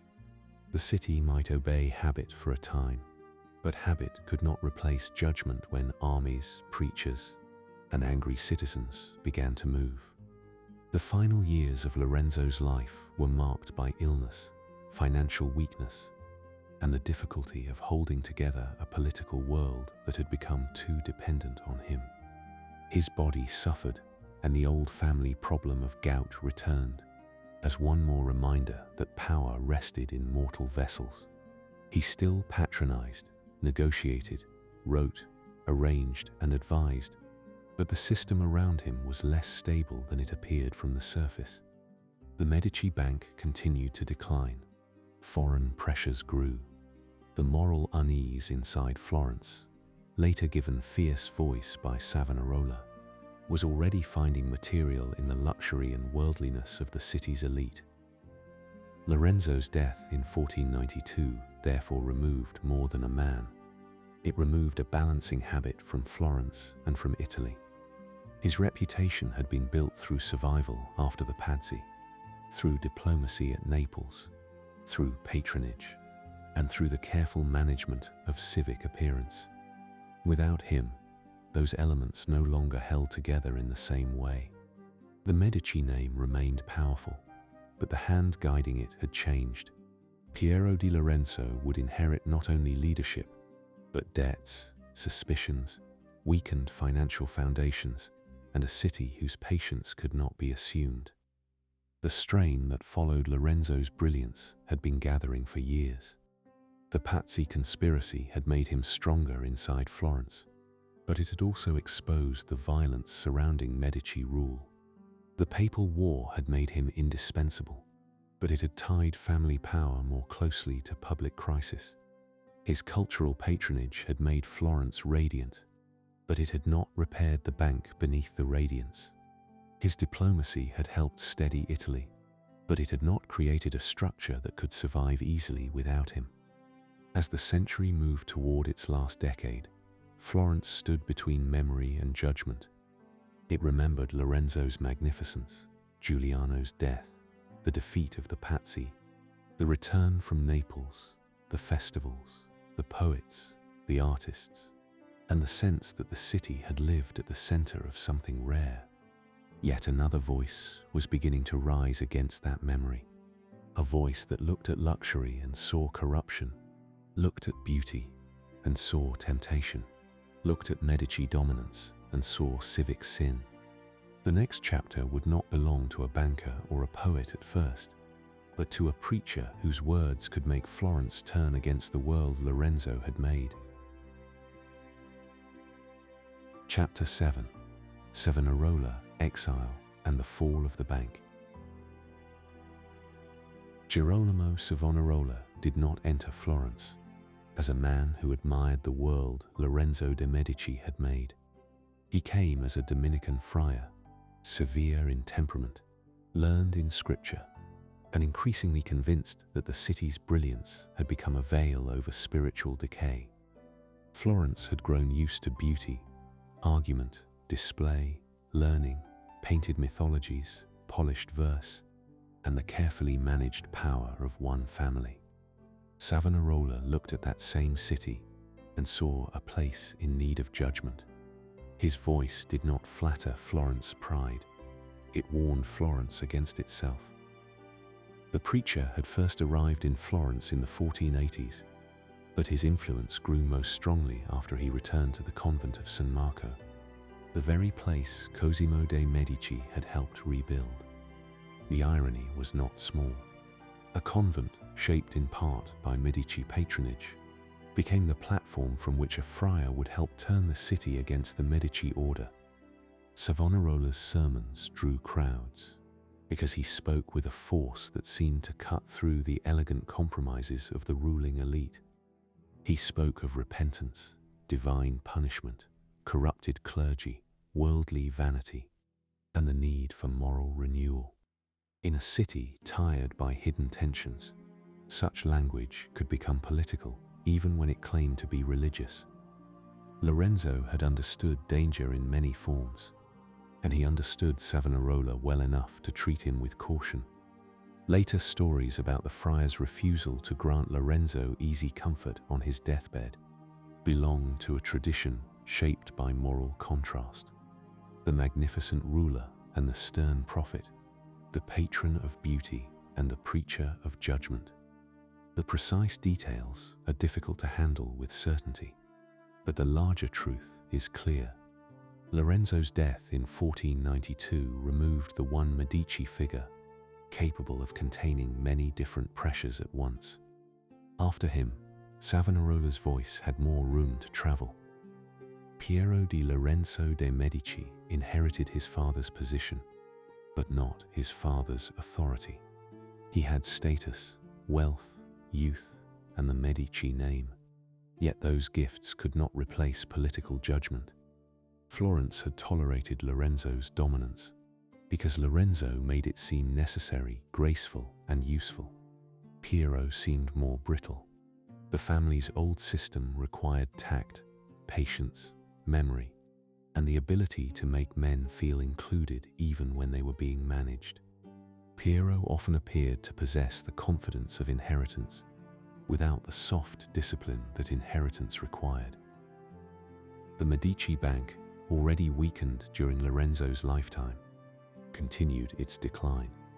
Its problems were not a single collapse brought on by one foolish act.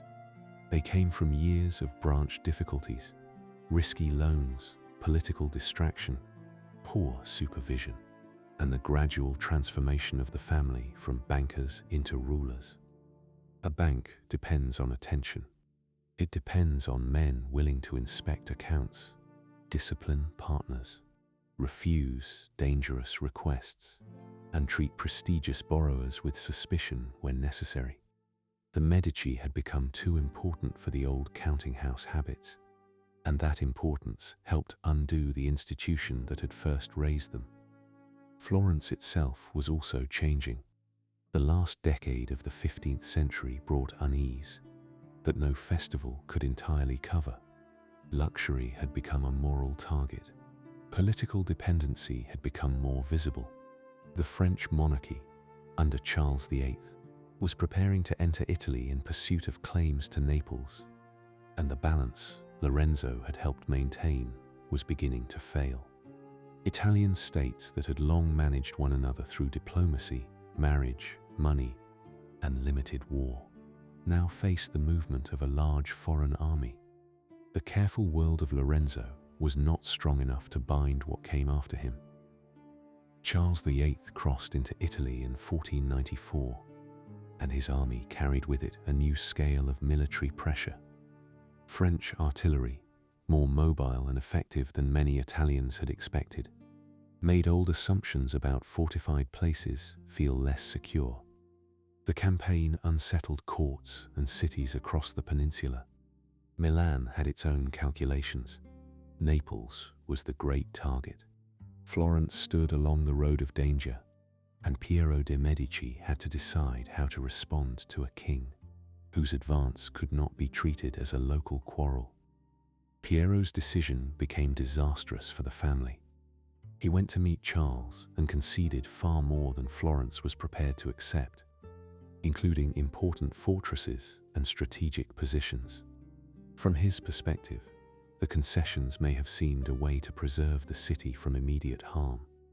From Florence's perspective, they looked like humiliation. A Medici leader had acted in the name of a republic, but had not granted him authority to surrender so much. The old fiction of Medici usefulness broke under the weight of public anger. The family that had claimed to protect Florence now appeared to have exposed it. The miniature of this moment begins with consequence rather than drama. Piero returned to a city that no longer wished to receive him as Lorenzo's heir. The French king was near, the concessions were known, and Florentine anger moved quickly through streets, councils, and factional networks. The Medici palace, once a controlled threshold of power, became a vulnerable house.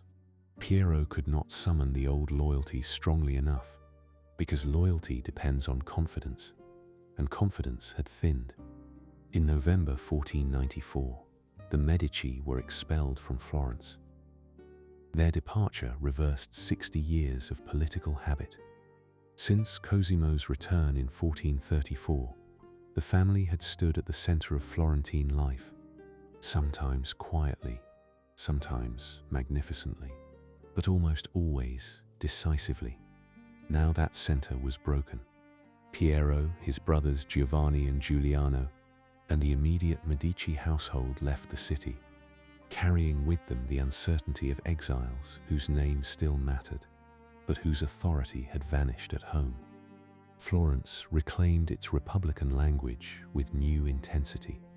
The old machinery had not disappeared, but it had changed hands. Savonarola's influence rose in the space left by the Medici. He did not become a ruler in the ordinary sense, and Florence did not turn into a monastery, but his preaching helped shape the new republic's moral imagination. He presented the French invasion not merely as a political crisis, but as an instrument of divine correction. Florence, in his vision, could become a renewed Christian city, purified of tyranny, luxury, corruption, and empty pride. Such a promise had enormous force, because it gave suffering and fear a sacred interpretation. The new Florentine Republic reorganized its institutions, including the creation of a broader Great Council inspired partly by Venetian models. This council was meant to widen participation and reduce the concentration of power that had marked Medici dominance. Politics and religion mingled in the project, because Savonarola's Florence imagined civic liberty as inseparable from moral reform. The city had removed a ruling family, but it also had to answer a more difficult question. What kind of republic would replace the Medici, and how holy could a city become, while still remaining a city of trade, families, ambition, and memory? Savonarola's sermons gave that question a powerful and demanding answer. He called for reform of manners, dress, speech, entertainment, and private conduct. He condemned gambling, vanities, sexual looseness, clerical corruption, and the worldly culture associated with elite Florence. Boys and young followers moved through the city, encouraging or pressuring citizens to surrender objects considered morally dangerous. The reform did not remain abstract. It entered wardrobes, shelves, workshops, bedrooms, and public squares. A city that had once displayed magnificence now learned a different kind of public performance: renunciation. The bonfire of the vanities in 1497 became the most famous symbol of this moral campaign. Objects associated with luxury, vanity, or temptation were gathered and burned in public ritual. Mirrors, cosmetics, fine clothing, carnival items, playing cards, and certain works of art or literature could become offerings to reforming zeal. The event has often been simplified into a war between beauty and religion, but the reality was more tangled. Florence had long been devout as well as artistic. Savonarola's power came not from importing religion into a secular city, but from persuading many Florentines that their own piety demanded a harsher judgment on their pleasures. The Medici absence made this judgment easier to attach to the recent past. Lorenzo's Florence could be remembered as brilliant, but also as indulgent. The same festivals, poems, images, and patronage that later generations would treasure could be reinterpreted as signs of spiritual danger. Savonarola did not need to erase the memory of Medici magnificence. He needed to change its meaning. Beauty could become evidence. Luxury could become accusation. The city's pride in its refinement could be turned into shame. Yet the Savonarolan Republic was never free from opposition. Many Florentines resented the severity of reform, feared the instability of prophetic politics, or disliked the friars' growing influence over civic life. Families connected to older elite culture did not all disappear. Those who missed Medici order or distrusted Savonarola's followers watched for openings. The Arrabbiati, often described as opponents of Savonarola, represented part of the backlash against his dominance. Florence, even under religious fervor, remained Florence, factional, alert, restless, and unwilling to let any one voice settle every question forever. Outside the city, the situation also turned against Savonarola. His criticism of clerical corruption and his refusal to obey papal pressure brought him into conflict with Pope Alexander VI. The Pope was no model of reform, and Savonarola's attacks had moral force. But moral force did not protect him from institutional power. He was excommunicated in 1497, and the tension between the friars' prophetic authority and the papacy's formal authority became increasingly dangerous. A city could admire a preacher, but it still had to live in a Christian Europe where papal sanctions mattered. The trial by fire proposed in 1498, intended to test Savonarola's divine favor through a dramatic ordeal, became a turning point without needing to occur as promised. Confusion, delay, rain, procedural disagreement, and public frustration damaged the friars' standing. Crowds that had once listened in reverence could become angry when certainty faltered. The moral theatre of Florence, so powerful when it moved in Savonarola's direction, now began to move against him. His enemies sensed the change. Savonarola was arrested, tortured, tried, and executed in 1498, along with two close Dominican companions. The physical details need not detain the chronicle. The political meaning is enough. A preacher who had helped drive the Medici from Florence and remake the city's moral language was himself removed by a city that had grown weary, frightened, divided, and pressured from outside.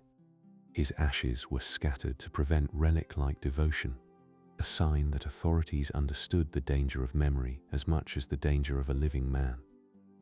Florence, after Savonarola, did not immediately return to the Medici.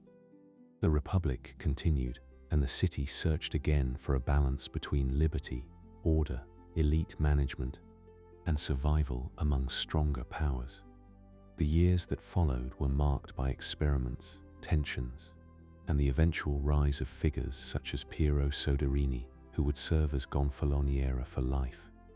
Niccolò Machiavelli, entering public service in the Republican chancery after Savonarola's fall, belonged to this post-Medici and post-prophetic Florence. He would learn politics in a city that had seen banking rule, religious upheaval, foreign invasion, and republican fragility in rapid succession. For the Medici in exile, the family name remained valuable but uncertain. Piero never recovered his father's place, and his reputation remained tied to the humiliations of 1494. Giovanni de' Medici, however, carried the family future in another direction through the church. His cardinalate, arranged under Lorenzo, preserved a path into power beyond Florence. Giuliano, Lorenzo's younger son, also remained part of the family's hopes. Exile did not erase the Medici network. It forced the family to depend on its wider Italian and ecclesiastical connections, which would prove important in ways Florence could not yet measure. The bank's collapse belonged to the same period of loss. With the family expelled and its financial structure already weakened, the Medici Bank ceased to function as the great European institution it had once been. Its fall marked the end of the first Medici foundation. Giovanni de' Medici had built the family through finance. Cosimo had converted finance into civic authority, and Lorenzo had spent much of that authority in politics and culture. After 1494, the old base was gone. The Medici would return one day, but not as bankers in the original sense. This changed the character of the dynasty. The family that came back to power would depend less on ledgers and more on titles, papal office, military force, imperial support, and dynastic arrangement. The counting house had opened the story, but it would not carry the next phase. That transition is one of the most important turns in the Medici Chronicle. Their first greatness was financial and civic. Their later greatness would be princely, papal, and territorial. Florence would eventually feel that difference in stone, law, and ceremony. Michelangelo's youth offers a small thread between these worlds. As a boy, he had been connected to Lorenzo's household and had studied in the Medici sculpture garden, absorbing the antique forms and elite expectations that surrounded the family's patronage. After the Medici expulsion, his life moved through Florence's upheavals and beyond them, eventually touching Rome, papal commissions, republican projects, and Mede tombs. His career would outlast the political order that first encouraged him. In that sense, Medici patronage survived its own collapse through the artists it had helped form. The expulsion of 1494 also altered the memory of Lorenzo. While he lived, his authority had contained many contradictions. After his death and the failure of Piero, memory could begin to separate him from the consequences he left behind. Lorenzo became easier to praise when compared with his son's weakness and Savonarola's severity. The magnificent patron, the diplomat of balance, the poet of fleeting pleasure, and the survivor of the Pazzi attack, all stood in contrast to the disorder that followed him. History often polishes a figure by letting later failure gather around someone else. Still, the city could not live on memory. Florence had to govern itself, negotiate with foreign powers, manage its economy, and decide how much of its Medici past to reject or preserve. Some citizens wanted a broader republic. Others preferred elite control without Medici dominance. Some had been moved by Savonarola's call to moral renewal. Others recoiled from it. Beneath all these positions lay the old Florentine problem: how to prevent one faction from becoming the city while still keeping the city from breaking into factions. The Medici exile did not end the family story, because the family had already become too well connected to remain merely Florentine. Their Roman ties, ecclesiastical ambitions, marriages, and cultural prestige gave them ways back into relevance. Giovanni's position in the church would become especially decisive. A family that had once served popes as bankers would soon give a pope to Rome. That change would widen the stage of the Medici story dramatically, moving it away from Florence's guild halls and republican councils into conclaves, Vatican rooms, imperial negotiations, Reformation conflict, and the dangerous grandeur of papal power. Florence had rejected the Medici, burned vanities, followed a prophet, destroyed him, and continued searching for liberty under pressure. The family had lost its city and its bank, but not its name.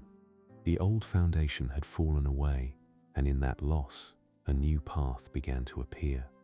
The Medici would return not first through the counting house, but through the church, and the next great turn in their history would come when Lorenzo's son Giovanni entered Rome not as an exile seeking favor, but as Pope Leo X.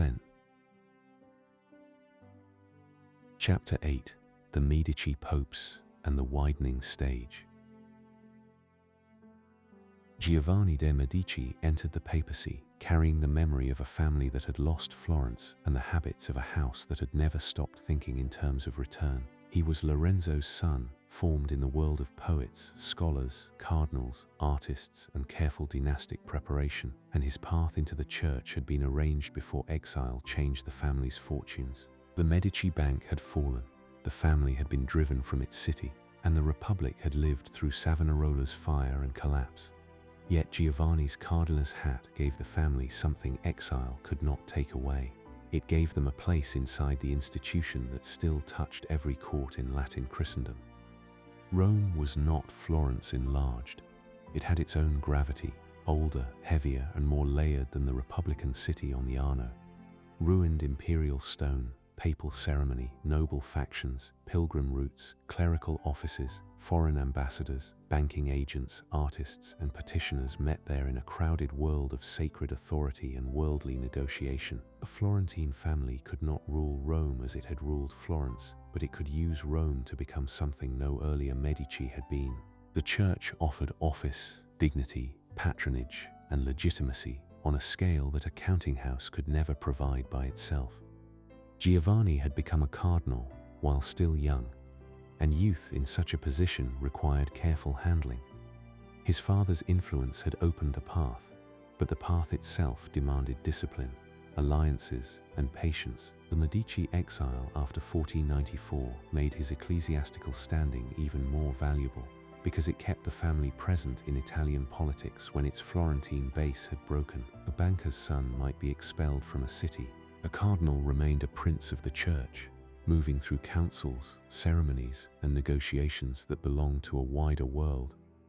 The family returned to Florence before Giovanni became pope, but the return did not restore the earlier Medici order in its old form. Spanish and papal power helped bring the Medici back in 1512. After years of republican government, the restoration depended on circumstances larger than local affection. Florence was now more obviously vulnerable to outside pressure, and the Medici who came back were no longer simply the descendants of Cosimo managing a republic through loans and favors. They came with ecclesiastical backing, foreign force near at hand, and a different sense of what family power could become. Giovanni's election as Pope Leo X in 1513 widened the Medici stage beyond anything Giovanni di Bicci or Cosimo the Elder had known. A family that had once handled papal money now occupied the papal throne. The symbolism was enormous, and contemporaries understood it. The son of Lorenzo the Magnificent, raised in the culture of Florentine humanism, now presided over the church at a time when Rome was both magnificent and strained. His election gave the Medici a triumph more splendid than rule in Florence, but it also placed them at the center of pressures that no Florentine skill could fully manage. Leo X brought with him the tastes of the world that had formed him.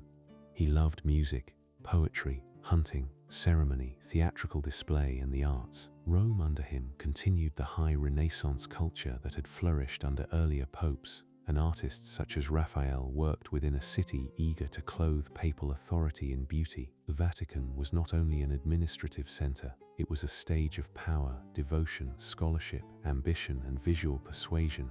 Walls, rooms, tapestries, processions, medals, and festivals all helped teach visitors what papal greatness was meant to feel like. The miniature of Leo's papacy begins with position rather than action. A Medici sat where popes had sat, surrounded by cardinals, clerks, ambassadors, ceremonial officers, musicians, petitioners, and artists whose work turned authority into visible order. In Florence, the family had learned to rule through republican forms.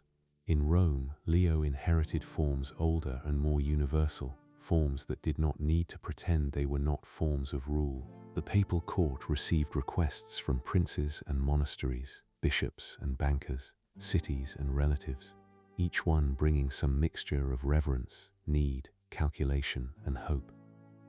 This was the great enlargement of Medici power, and also the beginning of a new exposure. In Florence, the Medici had managed one city and its place among Italian states. In Rome, Leo had to manage the church, the papal states, European monarchs, Italian wars, finance, doctrine, family advancement, and the spiritual authority of an institution already burdened by calls for reform. The papacy magnified the family, but it also magnified every weakness around them. A generous patron could become a careless spender. A cultivated prince could appear worldly. A family strategy could look like the private use of sacred office.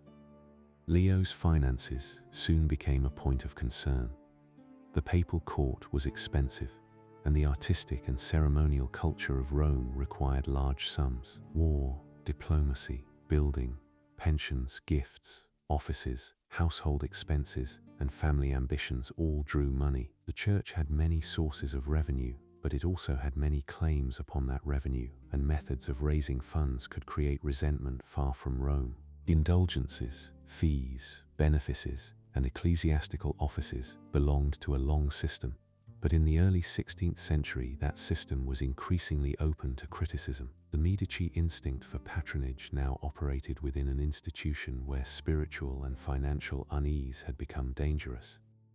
Martin Luther's challenge began in 1517, when the German Augustinian friar protested against the preaching and sale of indulgences connected to the funding of St. Peter's and broader ecclesiastical practice. At first, the dispute could seem like one more quarrel inside the learned and clerical world, sharpened by local politics and theological concern. Yet it moved quickly through print, argument, university networks, princely interests, and public frustration. The new technology of printing gave religious controversy a speed that older institutions could not easily control. A set of propositions in Wittenberg could become a European matter. Leo X did not understand Luther at once as the beginning of a rupture that would transform Western Christianity. Few did. The church had faced critics before, and many had been contained, absorbed, condemned, or outlived. Still, Luther's dispute did not remain a manageable academic objection. It touched deep concerns over authority, salvation, scripture, clerical corruption, money, and the relationship between local rulers and Rome. Leo eventually condemned Luther, and Luther was excommunicated in 1521. The act was decisive in form, but decision in form did not mean settlement in reality. For the Medici story, the Reformation matters because it reveals the limits of Renaissance magnificence. Leo could patronize artists, honor musicians, manage ceremonies, and carry the inherited brilliance of Lorenzo's world into Rome. But beauty did not answer the theological and institutional anger now moving through Germany and beyond. The papacy had learned to speak through images, rituals, and authority. Luther's challenge spoke through print, argument, conscience, and princely protection. The two worlds did not meet on equal terms, and the older language of splendor could seem remote from the anxieties of ordinary believers and reform-minded clergy. Raphael's Rome shows the other side of Leo's world. The artist's work in the Vatican, begun under Julius II and continued in the papal environment Leo inherited, gave visual form to theology, philosophy, law, poetry, and papal grandeur. Painters, architects, and craftsmen moved through projects that required immense coordination. Pigments, cartoons, scaffolds, assistants, payments, and approvals all stood behind the finished surfaces later visitors would admire in silence. Papal patronage did not merely employ genius. It organized labor, money, theology, and reputation into walls that can outlive the men who paid for them. Michelangelo, too, belonged to the wider Medici papal world, though his relationship with the family was often tense and complicated. He had been formed partly in Lorenzo's Florence, and his later work would return again and again to Medici commissions, papal demands, republican feeling, and personal resistance. Under Medici popes, his art became tied to family memory and ecclesiastical ambition in ways that were never simple. The Medici could call upon genius, but genius did not always become obedient. That tension gave some of their greatest artistic projects their hidden force. Leo also advanced Medici family interests, as popes often advanced their kin.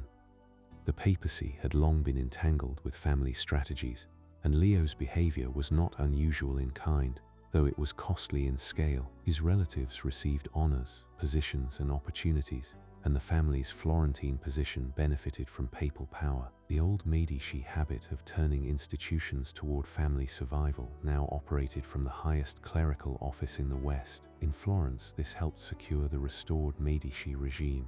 In Rome, it added to the impression that sacred authority and family ambition were difficult to separate. Leo died in 1521, leaving behind a papacy remembered for brilliance, expense, culture, and religious crisis. His death did not end Medici influence in the church. Giulio de' Medici, the illegitimate son of Giuliano de' Medici, Lorenzo's murdered brother, had risen through the ecclesiastical world and served as one of the most important figures in Medici politics after the family's restoration. In 1523, he became Pope Clement VII. His election continued the family's papal ascent, but Clement's temperament and circumstances differed from Leo's. He inherited a Europe more divided, more militarized, and more difficult to balance. Clement VII faced a world in which the old Italian diplomacy of balance had become harder to practice. The struggle between Charles V, Holy Roman Emperor and King of Spain, and Francis I of France dominated European politics. Italy became one of the great fields of their rivalry. The papacy tried to maneuver between these powers, preserving its independence while protecting its territories and influence. Clement, cautious and often hesitant, understood the danger of committing too far in any direction. Yet caution can become its own danger when stronger powers demand clarity. The Medici had always benefited from balance. Giovanni di Bicci balanced usefulness and restraint. Cosimo balanced republican forms and private control. Lorenzo balanced Italian states through personal diplomacy. Clement now tried to balance emperor and king, France and empire, papal independence and military reality. The scale was greater, the stakes harsher, and the room for error narrower. Florence's old political methods did not transfer easily to a Europe of imperial armies and Reformation fracture. The sack of Rome in 1527 became the catastrophe of Clement's papacy. Imperial troops, unpaid and brutalized by the conditions of war, entered Rome and devastated the city. Clement took refuge in Castel Sant'Angelo, while Rome suffered a humiliation that echoed across Europe. The physical destruction, ransom demands, fear, and symbolic shock of the event marked a deep wound in Renaissance papal grandeur. The city that had clothed sacred authority in art and ceremony now became evidence of papal vulnerability. The Medici Pope survived, but survival itself had the bitterness of confinement. This event also altered Florence. News of Rome's disaster weakened Medici authority in their home city, and Florentines hostile to the family seized the chance to drive them out again. A renewed republic emerged, and the Medici found once more that power gained through Rome could be undone by Rome's weakness. The family's story had entered a pattern of return and expulsion, each episode more entangled with foreign armies and papal alliances than the last. Florence was no longer deciding its fate entirely within its own walls. Clement's troubles did not end with Rome.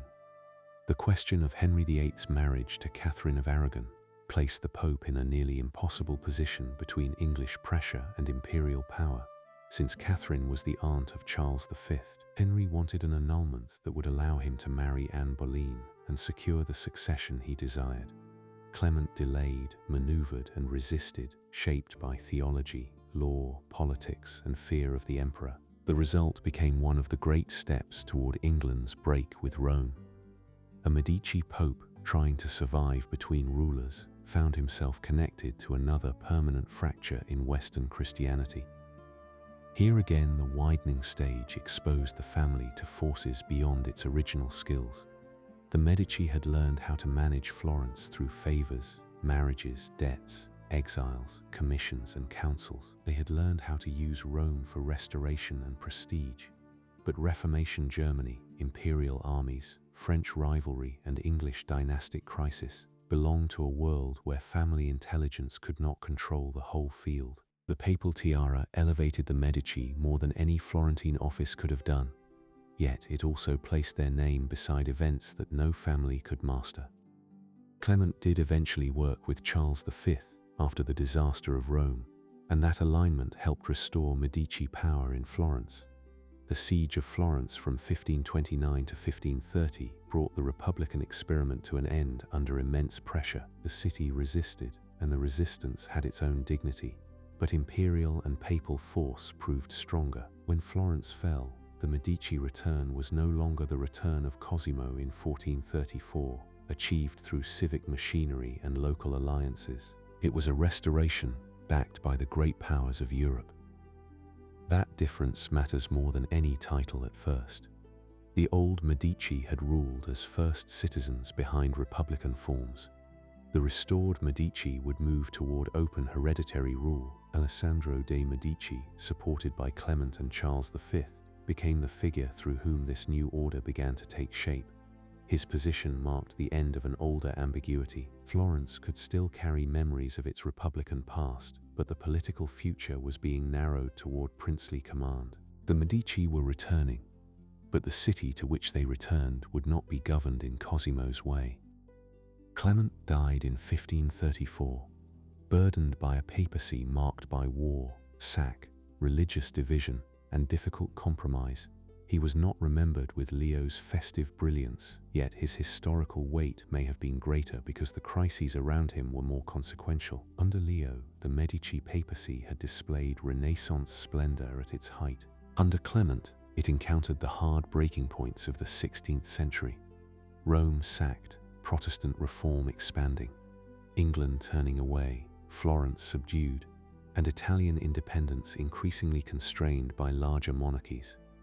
The Medici had risen from counting house to palace, from palace to papal court, and from papal court toward princely restoration.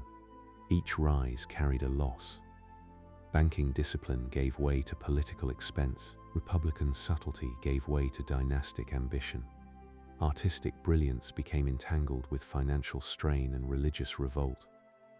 Papal magnificence revealed papal fragility. The family gained offices higher than Cosimo could have claimed, but the world in which they gained them was less governable than the Florence he had mastered. As the papal chapter of Medici history gave way to the ducal one, the family's character changed again. The next Florence would not be ruled by a banker who avoided the name of ruler, nor by a poet-statesman holding factions together through charm. It would be ruled through titles, soldiers, fortresses, imperial recognition, and courtly ceremony. Alessandro de' Medici would stand at the troubled threshold of that transformation, and after him, a young man named Cosimo would take the family into a new age, where the old republic finally yielded to the Medici as dukes. Chapter 9. From Republic to Duchy. Florence did not stop remembering itself as a republic simply because armies and popes had begun deciding its future. The city still carried the old language of councils, liberty, civic office, guild memory, and citizen dignity. Its walls had enclosed generations of argument over how power should be shared, hidden, resisted, or endured. Yet, after the disasters of the early 16th century, that language no longer had the same protection around it. The Medici had returned through forces larger than Florence, and the republic that had expelled them now faced a world in which local freedom could be overcome by papal design, imperial calculation, and military exhaustion. The siege of Florence from 1529 to 1530 marked the final great defense of the old republican hope. The city resisted under immense pressure, encouraged by citizens who still believed Florence should not become the possession of one family. Michelangelo, whose life had begun in the cultural orbit of Lorenzo de' Medici, worked for the Republic's defenses, helping strengthen fortifications in the service of a city resisting Medici restoration. That detail carries the whole complexity of the period. An artist formed near Medici patronage now lent his skill to a Florence trying to keep the Medici out. Imperial and papal power eventually prevailed. Pope Clement VII, himself a Medici, had aligned with Charles V after the sack of Rome, and the emperor's support gave the family a force that earlier generations had not possessed. Cosimo the Elder had returned in 1434 through local political reversal. Lorenzo had ruled through personal authority, alliances, and diplomacy. The restoration after the siege belonged to a harsher age. Florence did not call the Medici back because civic habit had turned toward them again. It received them under the weight of a settlement shaped beyond its own choosing. This was the end of republican ambiguity. The Medici no longer needed to pretend quite so carefully that they were only first citizens among other citizens. The forms of civic life remained in altered ways, and public institutions did not disappear all at once. But the direction of power had changed. Florence was moving toward hereditary rule, toward ducal title, toward court ceremony, and toward a political world where the family's authority would stand in open view. What Cosimo the Elder had carefully left unnamed was now being given a name. Alessandro de' Medici became the central figure of this first ducal moment.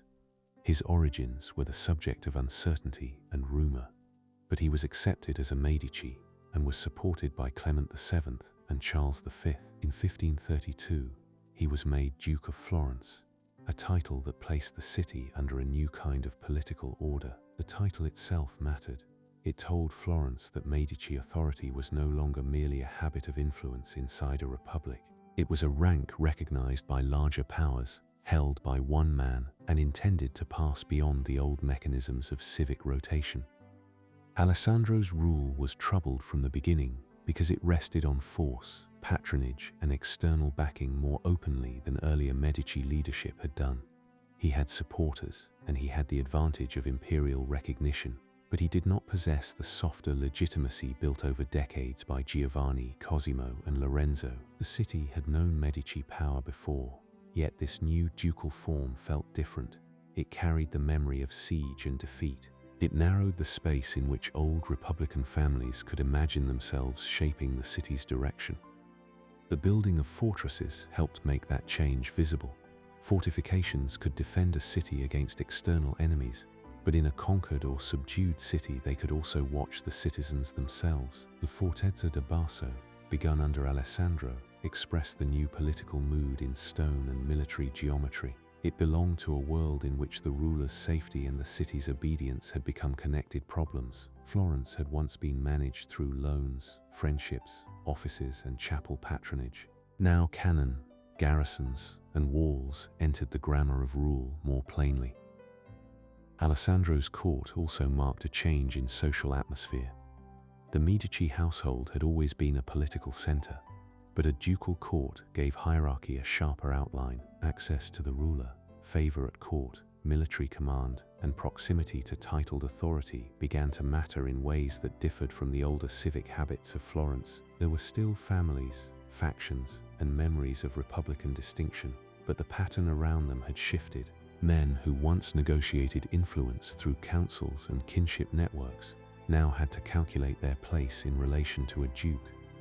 Lorenzino de' Medici, sometimes called Lorenzaccio, belonged to the same extended family world and became Alessandro's assassin in 1537. His motives have been discussed through layers of political justification, personal grievance, literary self-fashioning, and family rivalry. He presented the killing as an act against tyranny, and later anti-Medici memory could make him appear as a republican avenger. Yet the event also belonged to the intimate danger of dynastic politics, where proximity could make violence possible. Alessandro's death did not restore Florence's liberty. It opened a succession crisis. The consequence came before any stable meaning could be attached to the act.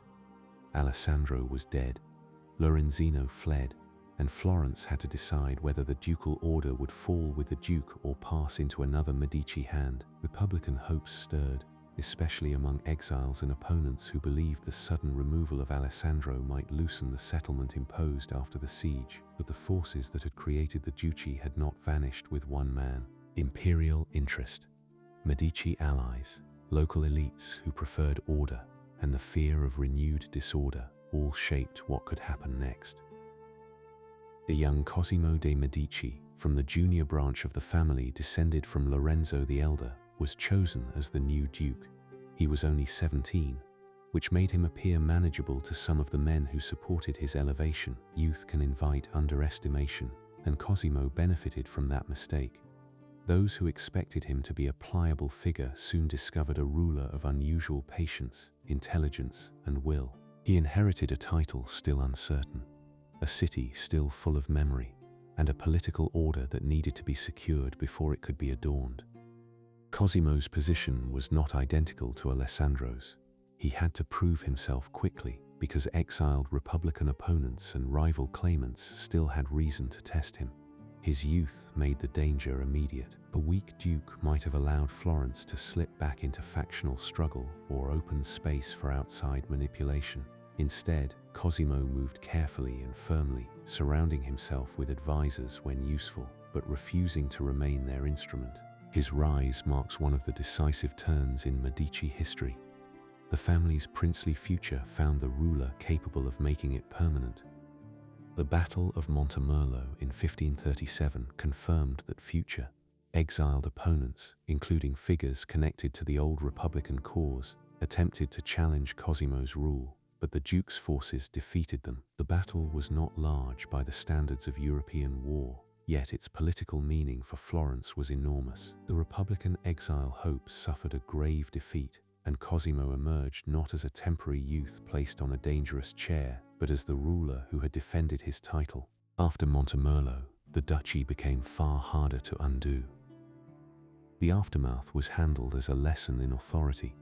Prisoners were taken, leading opponents were punished, and the message traveled through Florence and beyond it that the young duke would not be easily displaced. The chronicle need not dwell on the physical details of punishment. The outcome is what matters. Cosimo's enemies learned that the new ruler possessed more resolve than they had expected, and those who had supported him learned that their choice had produced not a puppet, but a prince. Legitimacy now had to be built in several directions at once. Cosimo needed imperial recognition, local obedience, administrative control, and dynastic continuity. He also needed to distinguish his rule from the instability that had surrounded Alessandro. A ruler who comes to power young must age quickly in public, and Cosimo did so through work rather than display alone. He watched offices, disciplined factions, strengthened military capacity, and began the long process of turning Florence from a city dominated by one family into the capital of a territorial state. That transformation altered the old relationship between the Medici and Florentine institutions. The family's earlier strength had depended on the subtle capture of republican forms. Cosimo Phaceus did not abolish every institutional surface, but he made clear that authority flowed from the duke. Councils and magistracies continued under new limits. Offices survived, but their independence narrowed. The language of civic tradition remained useful, yet it no longer concealed the direction of command. Florence still remembered its republic, but memory had less power to govern. The social meaning of Medici rule also changed. Under Cosimo the Elder, a citizen might approach Medici authority through debt, neighborhood, friendship, patronage, or political alignment while still thinking in republican categories. Under Cosimo I, service to the ruler became more openly courtly and administrative. Families that wished to survive and prosper had to learn the language of ducal favor. The old elite did not disappear, many adapted. Adaptation is one of the quiet engines of political change, because it allows defeat to become habit before it becomes memory. The young duke also understood the value of marriage. In 1539, he married Eleonora di Toledo, daughter of the Spanish viceroy of Naples. The match tied him to Spanish and imperial power and gave his court a dignity that local Florentine legitimacy alone could not provide. Eleonora brought wealth, status, household discipline, and a strong dynastic presence. Through her, Cosimo's rule became connected to the broader Habsburg world, and Florence's court took on a more international character. The marriage helped turn a still recent duchy into a family order meant to endure. Eleonora's arrival also changed the material world of Medici power. She would later purchase the Palazzo Pitti, helping shift the family's residence toward a building whose scale suited ducal ambition more openly than the older Palazzo Medici. Her household, tastes, children, and Spanish connections gave the court a new tone. The Medici had always used marriage as strategy, but this marriage belonged to a princely language of alliance and dynasty rather than the older Florentine language of civic connection. It marked the family's further movement away from the counting house and toward the court. Cosimo's rule widened beyond Florence itself. He understood that a duke who controlled only the city remained vulnerable, while a ruler who could command Tuscany would stand on stronger ground. The territorial ambitions that followed would eventually bring Siena under his power after long rivalry and war. This movement from urban dominance to regional state-building separated Cosimo I from the earlier Medici more sharply than title alone. The family no longer sought merely to manage Florence, it sought to organize Tuscany. Such organization required administration. Taxes, courts, military arrangements, fortresses, roads, offices, and local elites had to be brought into a more coherent system. A ruler could not govern a territory through charm, literary patronage, and private loans alone. He needed secretaries, records, governors, judges, soldiers, engineers, and men trained to turn decisions into practice. The Medici state therefore grew through paperwork as well as ceremony. The ledger had not disappeared entirely. It had changed from a banker's instrument into an administrative one. Art and architecture did not vanish from this political world. They became more explicit instruments of command. Portraits of Cosimo showed the ruler as controlled, armored, watchful, and legitimate. Commissions could connect him to Roman authority, Etruscan antiquity, Florentine memory, and Christian order. The visual culture of the duchy was not merely decorative. It helped persuade subjects, visitors, and rivals that the Medici had become natural rulers. A family once careful not to look princely now needed to look princely in exactly the right way. The difference between Cosimo the Elder and Cosimo I can be felt in the spaces they favored. The elder Cosimo required a palace that looked strong but still citizen-like, a church that could make patronage seem devotional, and libraries that made wealth appear learned. Cosimo I required fortresses, offices, corridors, courtrooms, gardens, and portraits that organized authority more openly. Both men used material culture intelligently. They simply belonged to different political worlds. Florence adjusted slowly to this new reality. Some citizens accepted the stability Cosimo brought after years of invasion, siege, exile, prophetic upheaval, and factional danger. Others preserved republican memory privately, in family stories, exile writing, or cautious silence. Political defeat rarely means immediate emotional surrender. A city can obey and remember at the same time. Cosimo's achievement was to make obedience durable enough that memory could no longer easily become action. The Medici had now crossed a threshold that earlier generations had approached but not passed. Giovanni de' Bicci had been a banker. Cosimo the Elder had been a citizen master. Lorenzo had been a magnificent first citizen and diplomat.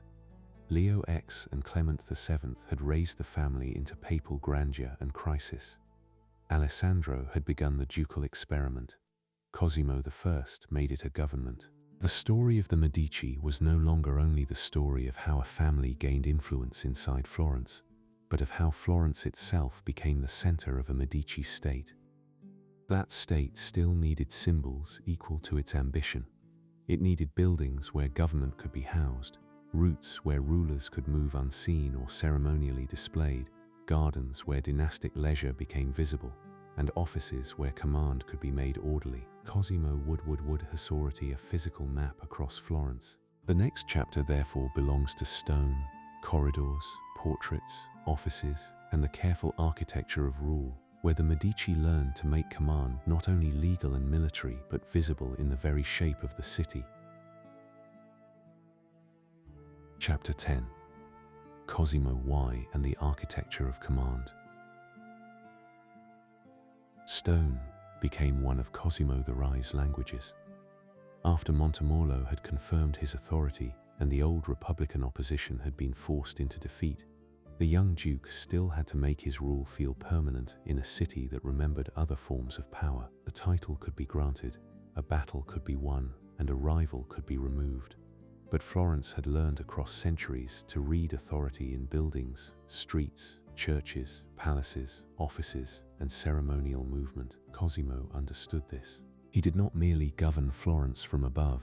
He began to rearrange the visible city so that government, family, court, and memory all passed through Medici space.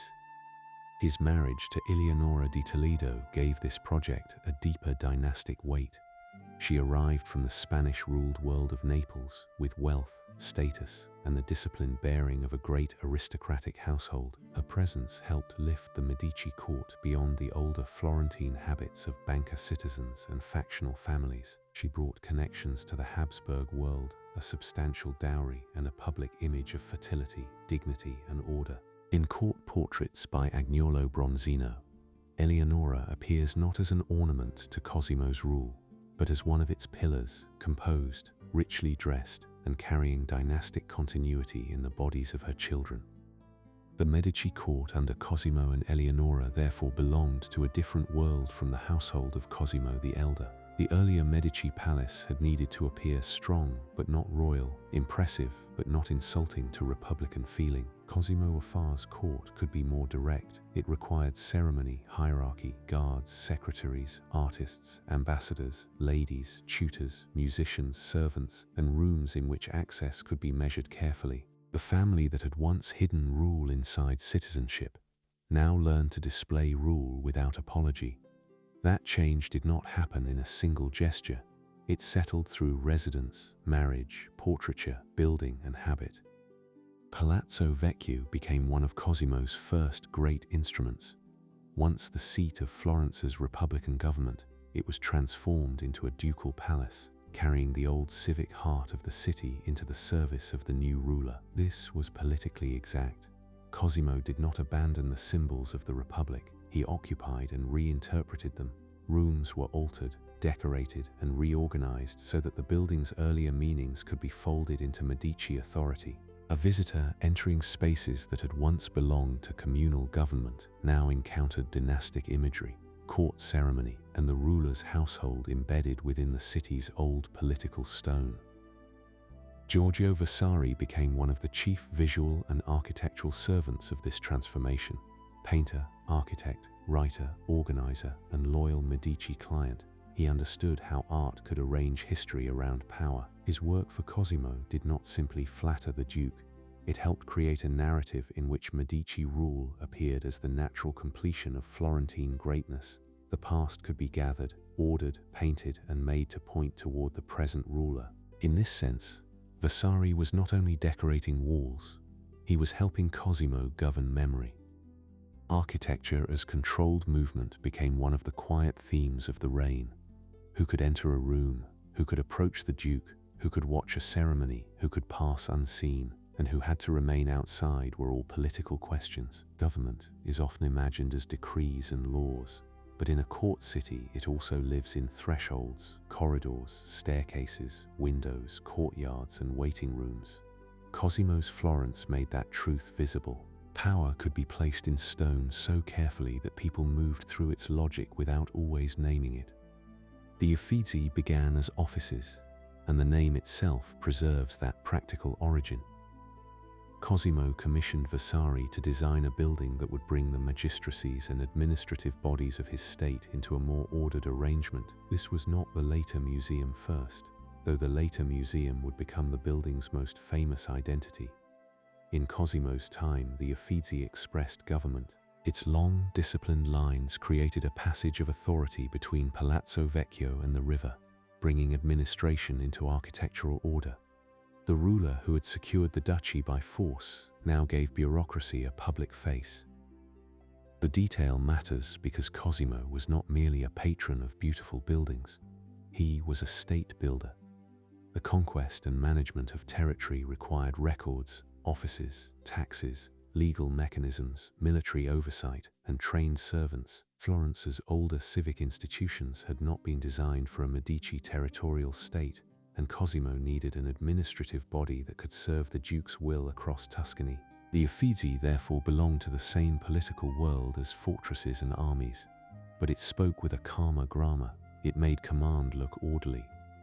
Vasari's most famous passageway for Cosimo was built in 1565, in connection with the marriage celebrations of Francesco de' Medici, Cosimo's son, and Joanna of Austria. The corridor linked Palazzo Vecchio and the Uffizi area to Palazzo Pitti across the Arno, crossing above the Ponte Vecchio and moving through the city as a private elevated route. It allowed the ruling family to pass between government and residence without moving through the streets like ordinary citizens. Such a passage may sound like convenience, but convenience for rulers is often political architecture in miniature.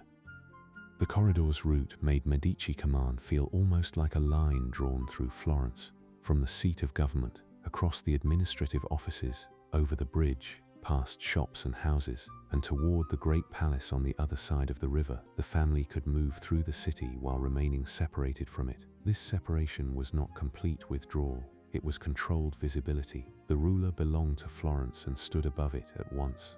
A city that had once watched the Medici as citizens now had to understand them as a dynasty moving along its own raised path. Palazzo Pitti strengthened that message. Eleonora di Toledo purchased the palace in 1549, and it gradually became the principal Medici residence. Its scale, heavier and more expansive than the old Palazzo Medici, suited the ambitions of a ducal court. Across the Arno, it offered room for household, ceremony, gardens, and dynastic display. The move also shifted the geography of Medici life. The family was no longer confined to the older civic center associated with Republican memory. It now stretched Florence across the river, binding old city and new court landscape together. The Boboli Gardens behind Palazzo Pitti extended courtly power into ordered nature. Terraces, paths, sculptures, grottos, fountains, and staged views turned landscape into a field of dynastic leisure and display. Gardens in princely Europe were never merely pleasant places. They showed command over land, water, movement, antiquity, and spectacle. At Boboli, the Medici could host, walk, display, withdraw, and impress. The garden allowed the court to breathe, but even that breath was arranged. Nature entered ceremony. Cosimo's conquest of Siena gave his state a territorial depth that Florence alone could not provide. Siena had long been Florence's rival, proud in its own traditions and identity, and its eventual subjection after war marked a major step in the formation of Medici Tuscany. The conflict belonged to the wider struggle of imperial, French, Spanish, and Italian interests, but for Cosimo it offered a chance to enlarge his rule beyond the city that had once resisted his family. When Siena fell under Medici control, Florence's duke became something more substantial than a ruler of one difficult capital. He became the master of a regional state. The result was not immediate harmony. Subject territories carried their own memories, elites, resentments, and habits. A ruler who conquers must also administer, negotiate, reward, and watch. Cosimo understood the importance of local management, fortification, and institutional control. He used governors, officials, military structures, and legal authority to draw Tuscany into a more coherent order. This was not the warm patronage of San Marco or the graceful diplomacy of Lorenzo. It was the patient work of rule as system.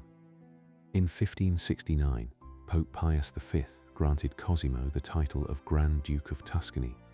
The title elevated his status and gave formal dignity to what his rule had already been building. Recognition from the papacy mattered, even though imperial politics made titles sensitive and contested. For the Medici, the Grand Ducal title completed a remarkable transformation. The family that had once been careful not to appear princely now possessed one of the most distinguished princely titles in Italy. A banker's descendants had become sovereigns in open form. Portraiture helped secure that transformation in the eye. Bronzino's portraits of Cosimo, Eleonora, and the Medici children offered images of discipline, richness, and dynastic continuity. Clothing, posture, armor, pearls, brocade, and controlled expression all served political meaning. A portrait could travel where the body could not. It could hang in rooms where visitors waited, be copied, sent, compared, remembered, and used to teach the viewer how to see the ruler. The face of power became composed, guarded, and enduring. Benvenuto Cellini's Perseus, with the head of Medusa, placed in the Loggia dei Lanzi, belonged to the public sculptural language of Cosimo's Florence.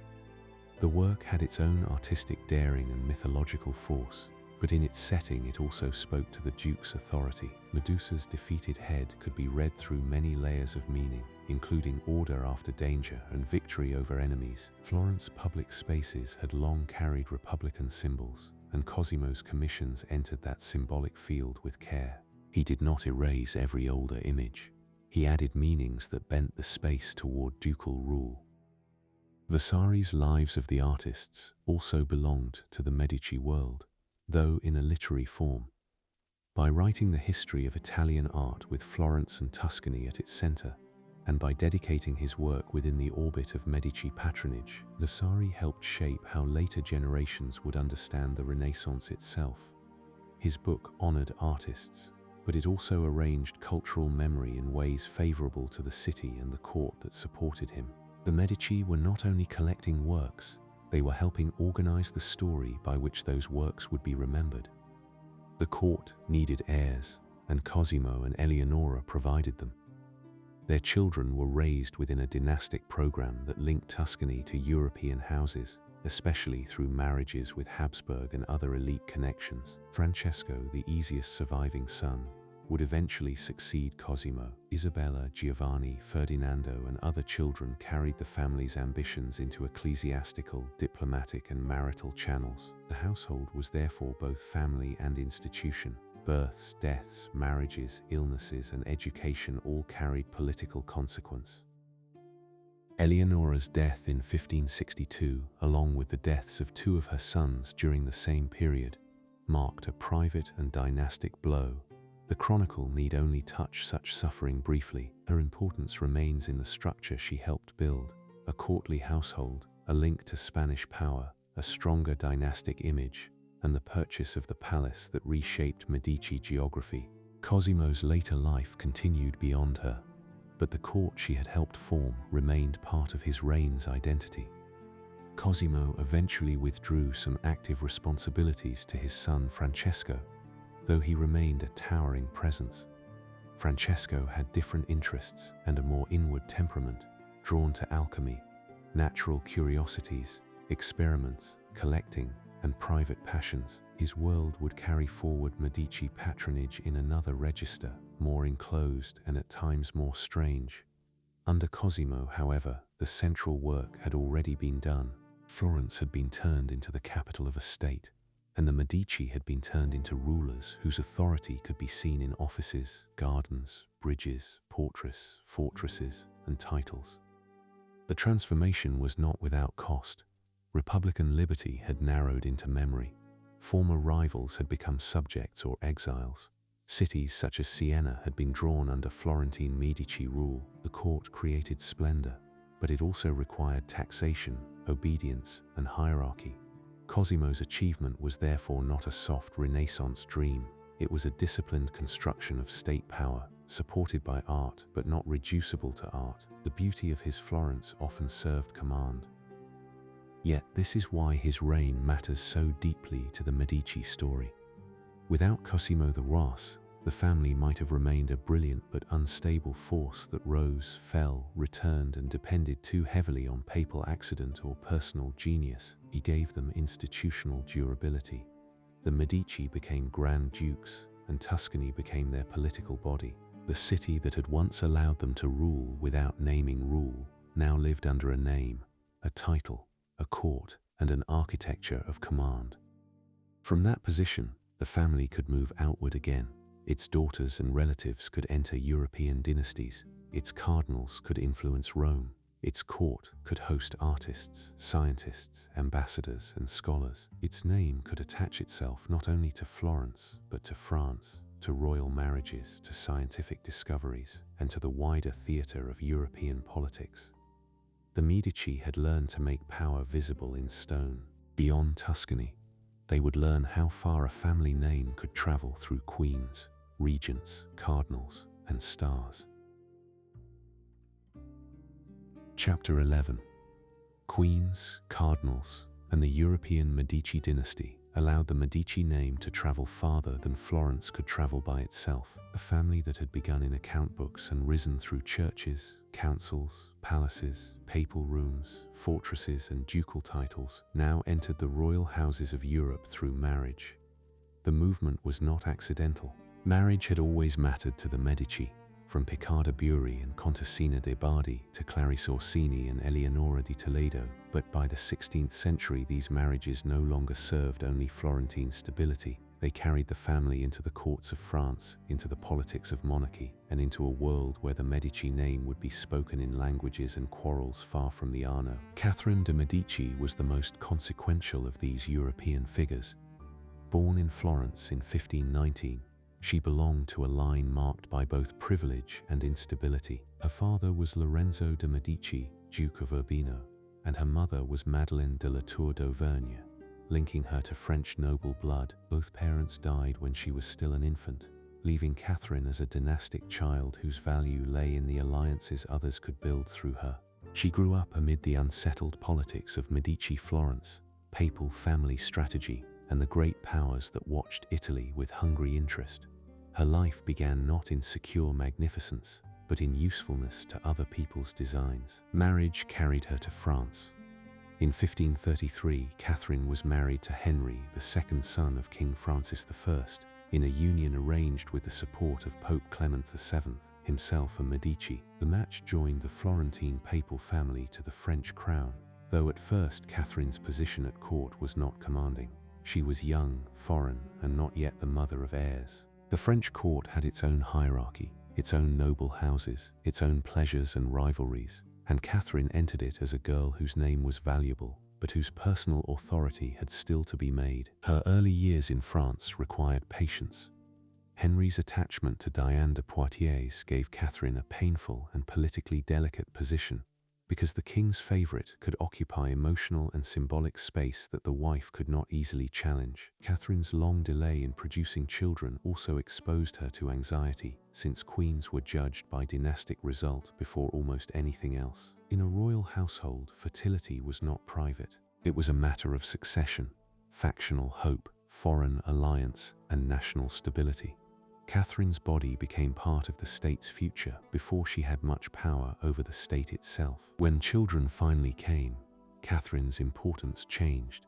She became the mother of princes and princesses whose lives would shape France. Francis, Charles, Henry, Marguerite, and others tied her more securely to the Valois dynasty. Motherhood gave her a political future that wifehood alone had not provided. It also placed her at the center of a more fragile world, because the French monarchy was approaching a period of religious fracture that would make every royal child a possible instrument of faction, diplomacy, and survival. Henry II became king in 1547, and Catherine became Queen of France, though not yet the central force in government. Henry was an energetic ruler, active in war and court ceremony, and his reign carried forward the rivalry with Habsburg power that had shaped European politics for decades. Catherine observed, endured, bore children, built networks, and learned the French court with the patience of someone who could not assume immediate authority. Her intelligence matured inside constraint, and that mattered later.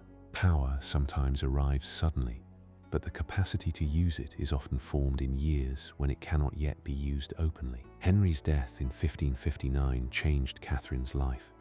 He was wounded during a tournament held as part of the celebrations surrounding peace and royal marriages, and his death placed the monarchy in the hands of young and vulnerable heirs. Francis II, Catherine's eldest son, became king, but he was still a teenager and heavily influenced by the Guise family through his marriage to Mary, Queen of Scots. Catherine did not immediately rule as she later would, yet widowhood moved her closer to the center of the kingdom. Black mourning clothing became part of her public image, and grief, dynastic duty, and political calculation now lived together around her. The notable turn came after Francis II died in 1560. Catherine's next son, Charles IX, was still a child, and she became regent. The Florentine-born Medici woman now stood at the heart of French government during one of the most dangerous religious crises in the kingdom's history. France was divided between Catholics and Protestants, known as Huguenots, and the conflict involved not only theology, but noble rivalry, regional power, urban fear, royal authority, and foreign influence. Catherine did not inherit a simple problem. She inherited a kingdom in which belief and faction had begun to harden around one another. Her regency has often been judged through legend, hostility, and the dark glamour attached to powerful women in violent courts. Catherine was accused by enemies of cunning, cruelty, manipulation, and foreign corruption, and later memory made her almost a symbol of poison, intrigue, and religious violence. The warmer and more careful historical view does not need to make her innocent in order to make her human. She was a political survivor, trying to protect the monarchy, her children, and the authority of the crown inside conditions that were often beyond her command. Her choices could be harsh, fearful, and compromised, but they were made in a kingdom already moving toward bloodshed. The French Wars of Religion began in 1562 and continued in cycles of conflict, truce, massacre, negotiation, and renewed fear. Catherine tried at times to seek compromise, including through policies that offered limited toleration to Protestants. But moderation was difficult when armed factions distrusted one another and when religious conviction made political concessions seem like betrayal. The Guise family, the Bourbon princes, Huguenot leaders, Catholic militants, royal officials, foreign powers, and city populations all pressed on the crown. A regent could issue edicts, arrange marriages, summon councils, and travel through the kingdom. But she could not easily soften hatred once it had become organized. Court festivals and royal progresses became part of Catherine's political method. She used ceremony, marriage, spectacle, and movement to display royal presence in a fractured kingdom. The French court could dance, feast, hunt, stage elaborate entertainments, and present images of harmony even while religious violence threatened the land beneath the performance. This did not make the spectacle meaningless. Rulers often use ceremony not because order is secure, but because it is not. Catherine understood that monarchy had to be seen if it was to be obeyed, and seen as splendid if it was to rise above faction. The marriage of her daughter Marguerite de Valois to Henri of Navarre in 1572 was intended to help reconcile Catholic and Protestant interests. The wedding brought many Huguenot nobles to Paris, including Admiral Gaspard de Coligny, a leading Protestant figure whose influence over Charles IX alarmed Catherine and Catholic hardliners. What followed became one of the darkest episodes of the French Wars of Religion, the St. Bartholomew's Day massacre. The killings began in Paris and spread to other cities, leaving thousands dead. Catherine's responsibility remains debated in detail, but her name has remained attached to the catastrophe because she stood so close to the royal decisions that preceded it. The event damaged her reputation permanently. It also showed the terrible instability of a monarchy caught between religious factions and fearful counsel. A marriage meant to bind the kingdom became associated with mass violence. A court that had gathered nobles for celebration became the setting for death and reprisal. In Catherine's life, as in the larger Medici story, magnificence and danger stood close together. But in France, the scale was darker than anything the family had faced in Florence. Here, the stakes were not one city's republican liberty, but the religious future of a kingdom. Catherine continued to work for the survival of the Valois line. Charles VIII died in 1574, and her son Henry III became king. She remained active in politics, traveling, advising, negotiating, and attempting to preserve royal authority amid renewed conflict. Her later years were filled with exhaustion, factional pressure, and the shrinking possibilities of compromise. She had spent much of her life trying to keep a monarchy intact for her sons, yet the forces around that monarchy grew stronger than maternal strategy could contain. She died in 1589, the same year Henry III was assassinated, and the Valois line soon gave way to the Bourbon dynasty. Catherine's Medici identity mattered in France, but it did not make her simply Florentine transplanted into monarchy. She became a French queen mother formed by French emergencies. Still, the old family patterns can be faintly recognized. She used marriage as strategy, patronage as display, ceremony as authority, and household management as politics. Like earlier Medici, she understood that power moved through rooms, bodies, rituals, and relationships before it appeared in formal decrees. Unlike the earlier Medici, she operated in a kingdom too large and divided for such methods to master completely. Another Medici woman later entered France through a different marriage and under different conditions. Marie de Medici, born in 1575, was the daughter of Francesco III de' Medici, Grand Duke of Tuscany, and Joanna of Austria. In 1600, she married Henry IV of France, the Bourbon king who had emerged from the wars of religion after converting to Catholicism and stabilizing the realm through the Edict of Nantes. Marie's marriage brought a large dowry and renewed the link between the Medici and the French crown. It also placed another Florentine princess inside the difficult life of French monarchy. Marie became queen in a France still recovering from decades of religious conflict. Henry IV was a strong ruler, energetic and politically skilled, and Marie's role during his life was more limited than the position she would later claim. She bore children, including the future Louis XIII, and maintained a courtly presence shaped by ceremony, religion, and dynastic expectation. After Henry was assassinated in 1610, Marie became regent for her young son. Once again, a Medici woman stood in France as mother of a minor king, governing through the unstable mixture of maternal authority, noble faction, foreign alliance, and court politics. Her regency differed from Catherine's, but it also revealed the difficulties of power held in a queen mother's hands.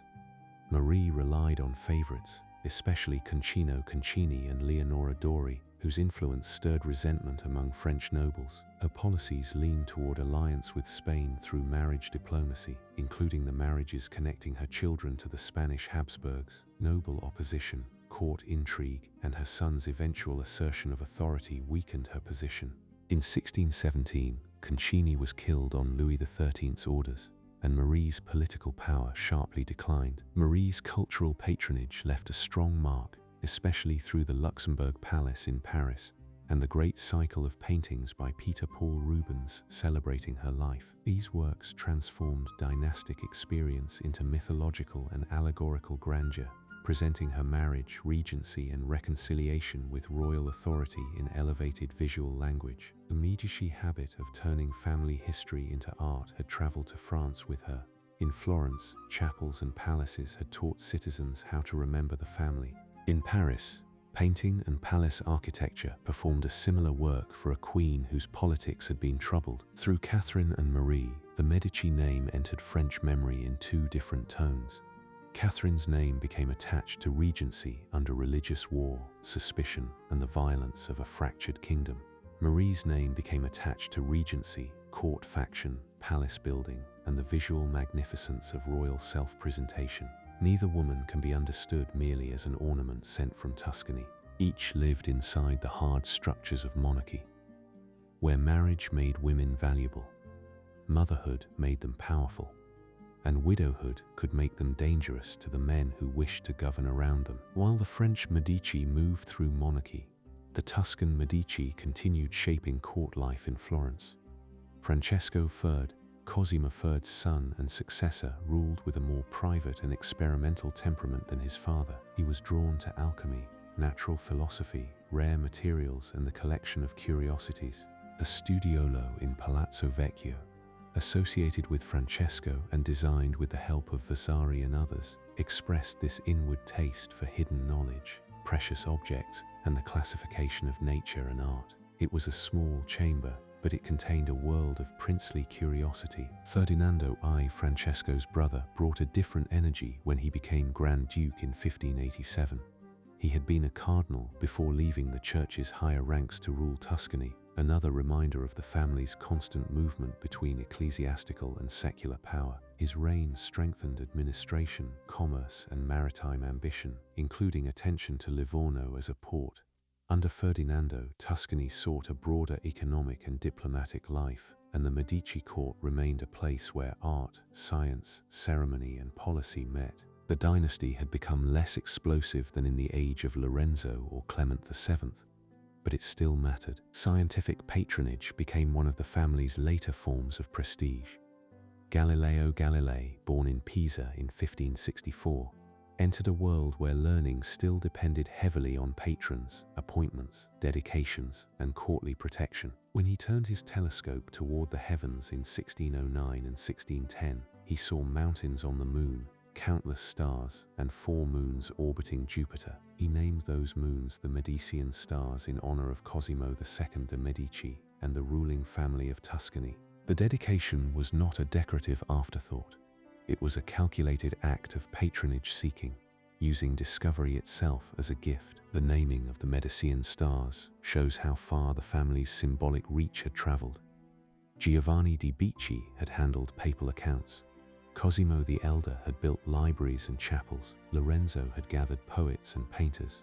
Leo Os had filled Rome with ceremony and art. Cosimo the Fast had organized Tuscany in stone and office. Now Galileo placed the Medici name in the sky, linking dynastic honor to the new astronomy. It was a striking continuation of an old pattern. The family's prestige attached itself to whatever carried authority in its age. Money, learning, art, papacy, state power, monarchy, and finally scientific discovery. Cosimo II, Galileo's patron, was not a ruler on the scale of Cosimo the Fast, but his court gave the scientist status and protection. Galileo became chief mathematician and philosopher to the Grand Duke, titles that lifted him beyond the ordinary university structure. The arrangement benefited both sides. Galileo received income, prestige, and access to a courtly audience.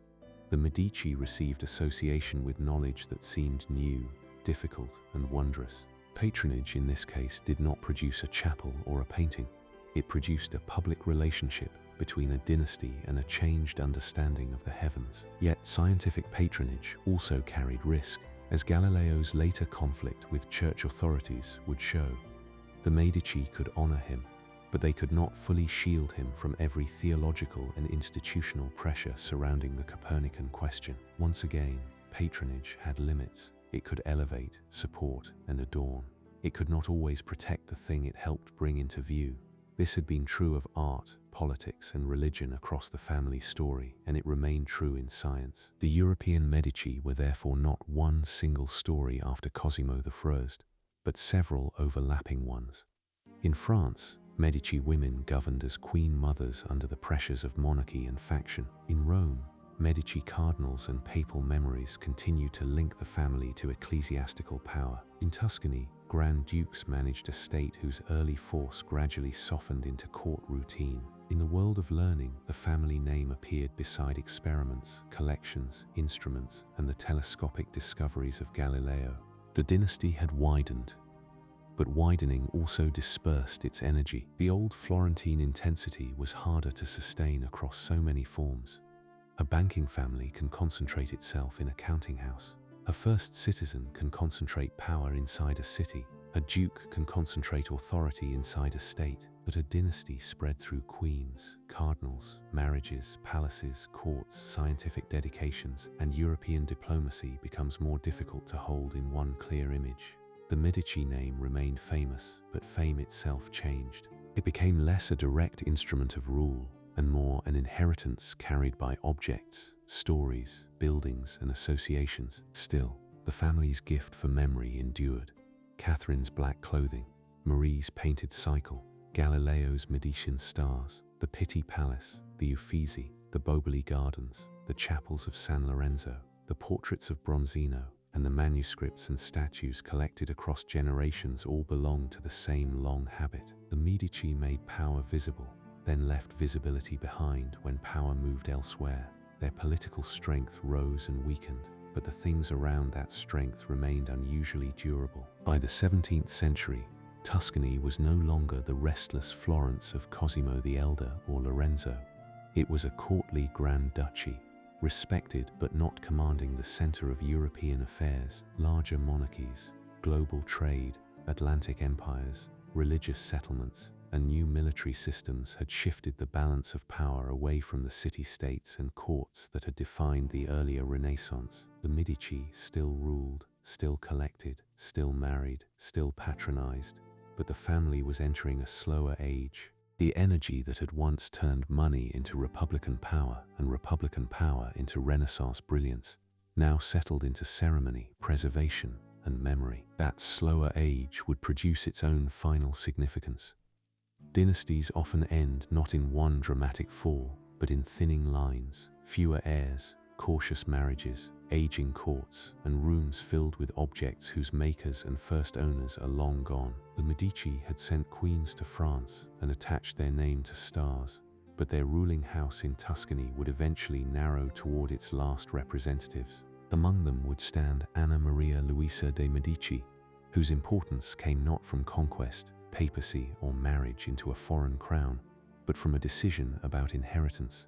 Through her, the family's final act would turn its private collections into Florence's lasting possession. Chapter 12. The Last Grand Dukes and the House that Became a Museum.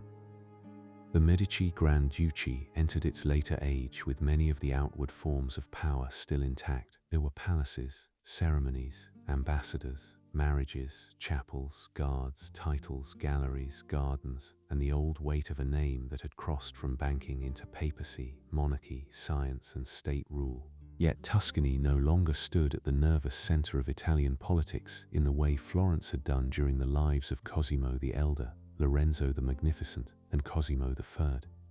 The world around it had widened, larger monarchies gathered strength, Atlantic trade altered the balance of wealth, and the small courts of Italy increasingly preserved brilliance rather than directing the great movements of Europe. Ferdinando had given the Grand Duchy a period of relative strength after the more enclosed world of Francesco fast. He encouraged trade, strengthened Livorno, supported public works, and understood that Tuscany needed ports, merchants, and administrative care as much as it needed court display. Livorno's growth mattered because it opened Tuscany toward the Mediterranean in a new way, bringing merchants, sailors, communities, warehouses, and foreign connections into Medici policy. A dynasty that had begun in finance still understood, at least in its more capable rulers, that movement of goods and people could keep a state alive. The old counting house instinct had not vanished entirely. It had been absorbed into government. Cosimo II, who ruled after Ferdinando, inherited a more settled Grand Ducal world. His name is remembered especially through Galileo Galilei, who attached the Medici name to the moons of Jupiter after observing them through his telescope in 1610. The dedication of the Medicean stars was a courtly act, but it was also a sign of a changing intellectual world. A ruler's honor could now be served not only by paintings, chapels, and victories, but by discoveries that altered the structure of the heavens.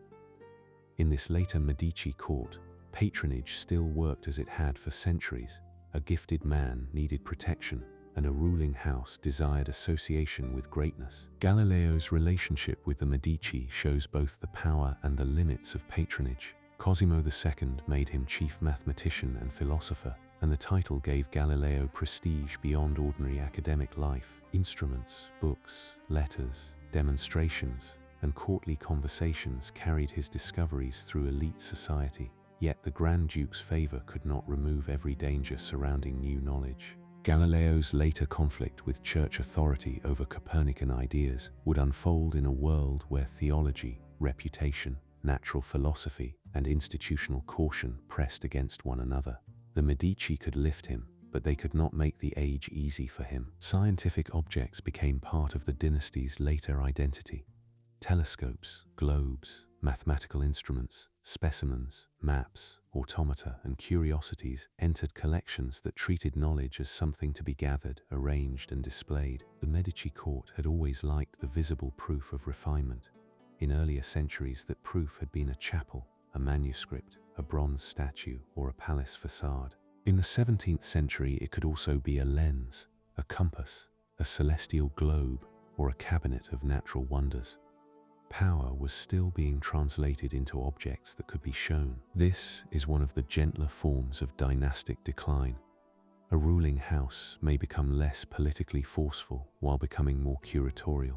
It may lose the habit of remaking events and gain the habit of preserving things. Tuscany under the later Medici did not disappear from diplomacy, and its rulers still made decisions that affected subjects, cities, ports, taxes, and court life. But the family's most durable future was beginning to gather in its collections. Paintings, sculptures, books, instruments, jewels, furniture, reliquaries, and architectural spaces were slowly becoming the part of Medici power that would last longest. Ferdinando II, who ruled for much of the 17th century, presided over a Tuscany touched by plague, fiscal difficulty, religious obligation, and the broader pressures of an age dominated by larger states. He also continued the family's interest in science and collecting, especially through the Accademia del Cimento, Founded later under the patronage of his brother Leopoldo and connected to experimental inquiry, the Academy's motto, testing and retesting, expressed a new confidence in observation and experiment. This world was not Lorenzo's poetic circle, nor Ficino's Platonic academy, nor Leo X's Rome of ceremony. It belonged to a colder, more measured curiosity, but patronage still gave it rooms, instruments, and status. Leopoldo de' Medici, cardinal, collector, and patron, helped deepen the family's cultural afterlife. His collections of drawings, paintings, books, and scientific materials enriched the holdings that would later become part of Florence's museum world. The cardinal collector was a familiar European type, but in the Medici case the role carried a special continuity. Ecclesiastical rank, family wealth, taste, and the desire to preserve formed another branch of the old family habit. The Medici had long used the church as a path to power. Here, a prince of the church helped make the family's collections more permanent. The dynasty's later politics, however, grew more anxious as succession became uncertain. Cosimo III, who ruled from 1670 to 1723, carried the Grand Duchy through a long and often strained reign. He was deeply religious, morally severe in some habits, and concerned with dynastic survival. Tuscany under him faced economic weakness, heavy regulation, and the difficulty of remaining significant in a Europe increasingly shaped by France, Austria, Spain, England, and the Dutch Republic. The court remained ceremonious, but ceremony could not conceal the narrowing future of the family line. Cosimo III's children became central to that narrowing. Ferdinando, the hereditary prince, was talented, musical, theatrical, and drawn to the arts. But his marriage to Violante Beatrice of Bavaria produced no heir. Giangastone, the younger son, was married to Anna Maria Francisca of Saxe-Lauenburg in a union that proved miserable and childless. Anna Maria Luisa, Cosimo's daughter, married Johann Wilhelm, Elector Palatine, and lived for years in Düsseldorf as an electress before returning to Florence. These marriages carried grand names and European connections, yet none produced the continuation the dynasty needed. A court can feel the absence of heirs before the end arrives. Births are watched differently. Marriages are judged by hope and disappointment.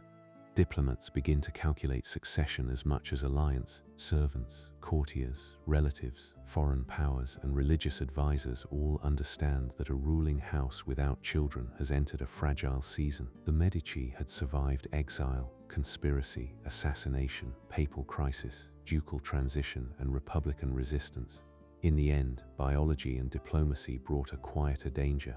The line was thinning. Ferdinando, the heir, died before his father in 1713, leaving Cosimo III's hopes resting on Giangastone. Giangastone became Grand Duke in 1723, and his reign has often been remembered through melancholy, withdrawal, and decay. He disliked much of court formality, had little interest in producing the kind of energetic rule associated with Cosimo the Forced, and lived amid a court increasingly conscious that the Medici future was nearly spent. Yet, even here, the story should not be flattened into caricature.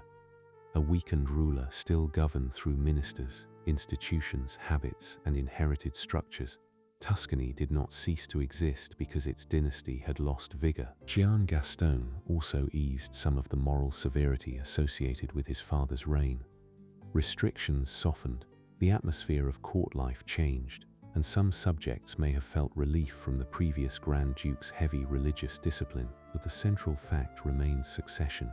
European powers had already begun arranging what would happen after the Medici line ended. Tuscany, like many Italian states, was no longer fully master of its own dynastic future.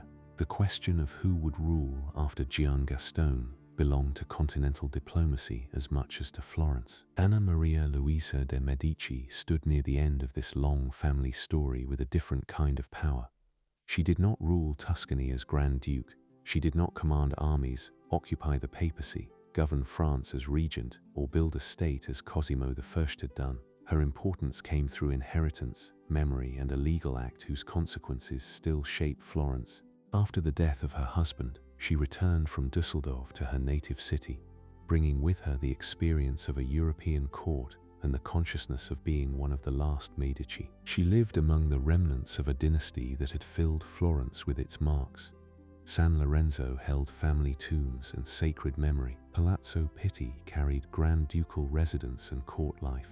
The Uffizi, once offices, held collections. The Boboli Gardens preserved the arranged leisure of power. Chapels, corridors, villas, paintings, sculptures, manuscripts, instruments, and family objects stood around her like the material record of centuries. For Anna Maria Luisa, these were not only treasures, they were the remains of a house whose bloodline was closing. Gian Gastoni died in 1737, and with him the main male line of the Medici Grand Dukes ended. The succession passed, through European arrangement, to the House of Lorraine. Florence had known foreign influence before, but this transition formally ended the family rule that had begun in the shadows of republican institutions and risen through so many transformations. The city that had once expelled the Medici, restored them, obeyed them, resisted them, and lived under them now faced life after them. A dynasty had become history while its rooms were still full. The consequence that made Anna Maria Luisa essential was the fate of the collections. Without protection, the paintings, sculptures, jewels, books, and objects gathered by generations of Medici could have been dispersed, sold, removed, inherited away, or absorbed into another dynastic geography. Such dispersal was common in European history. Collections followed marriages, debts, conquests, tastes, and political transfer. A painting made for one city could vanish into another court. A cabinet could be broken. A gallery could become a memory. Anna Maria Luisa acted against that possibility. In the agreement known as the Family Pact, signed in 1737, she transferred the Medici collections to the new Tuscan rulers on the condition that they remain in Florence and Tuscany for the benefit of the state and the curiosity of foreigners. The language of the act was legal, but its meaning was cultural and almost civic. What had been dynastic possession became in effect a protected inheritance of the city. The Medici had spent centuries attaching their name to Florence. Anna Maria Luisa's final act helped ensure that Florence would keep the visible substance of that name. This is a rare ending for a ruling family. Many dynasties leave behind ruins, debts, grievances, portraits in distant houses, and scattered treasures. The Medici left all of those in some measure, but through Anna Maria Luisa they also left a city unusually intact in its artistic memory. The Uffizi's future as one of the world's great galleries, the continued presence of Medici collections, the preservation of family-associated spaces, and the deep connection between Florence and Renaissance art all owe something to her decision. She did not create the collection, but she kept it from becoming merely movable wealth. Anna Maria Luisa died in 1743, the last of the main Medici line. Her funeral carried the final human closure of a family that had shaped Florence for more than 300 years. Yet, the deeper closure had already become something other than disappearance. The family's political life was over, but its material life remained everywhere. The city did not have to remember the Medici only through chronicles, because it could remember them through stone, paint, bronze, marble, paper, glass, and rooms arranged by hands long gone. The fade begins there. Not with a throne, but with objects that stayed. A visitor moving through Florence, long after the last Medici death, enters a city where the family's power has lost its command, but not its presence.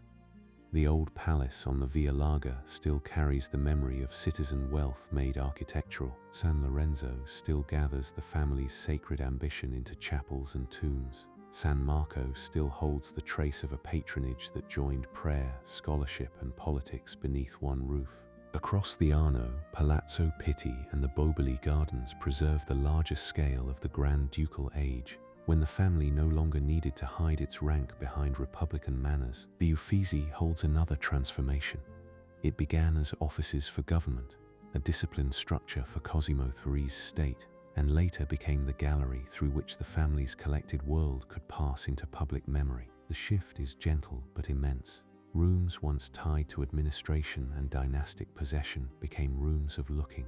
Paintings that served marriages, chapels, private devotion, courtly identity, and scholarly taste now rest before strangers who know the names of artists more readily than the names of the patrons who paid them. That too is part of the family's afterlife. Patronage survives by allowing attention to move beyond the patron. In the Medici chapels, stone keeps a colder memory. Tombs, sculpture, colored marble, and dynastic arrangement gather the family into a sacred architecture of permanence. Michelangelo's figures for the Medici tombs do not make the family young again, nor do they restore Florence's republic, nor do they soften every act done in the name of power. They do something more lasting and less simple. They turn mortality, ambition, lineage, and silence into forms that can remain under changing light. Galileo's instruments, the manuscripts of scholars, the portraits of dukes and duchesses, the jewels, reliquaries, coins, maps, armor, drawings, and cabinets of curiosity belong to the same long settling. Each object carries a small portion of the family's old movement through the world. A coin remembers banking, a manuscript remembers humanist hunger, a painted face remembers marriage strategy, a telescope remembers courtly science and the moons of Jupiter once given a Medici name.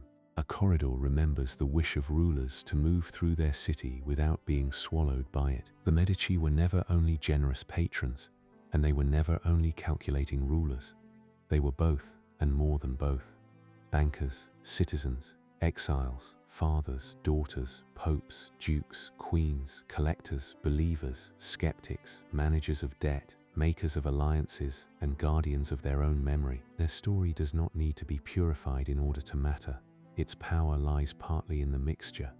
Money became art, but it also became control. Beauty emerged from ambition, but ambition sometimes preserved beauty. Florence was narrowed by them and enlarged by them, wounded by them and made unforgettable through them. The family's first strength had rested in trust written into ledgers. Its last gift rested in trust written into law. Between Giovanni di Bicci's accounts and Anna Maria Luisa's pact lay chapels, conspiracies, papal elections, exiles, festivals, fortresses, marriages, galleries, and stars. The line itself ended, but the city remained full of what the line had gathered. And so the Medici story settles not into a final lesson, but into a continued condition. Morning light lies on worn stone. Footsteps pass along corridors built for another kind of movement. Paintings rest in rooms where old power has become patient color. In chapels, marble keeps its cool surface. In libraries and galleries, names survive on labels, documents, frames, and walls. The family that began in the counting house no longer counts, no longer lends, no longer governs, no longer waits for office or council or crown. Its power has gone still, and what remains is Florence holding the weight of it, room after room, surface after surface, in the long quiet of preserved things. The journey is complete. Rest well.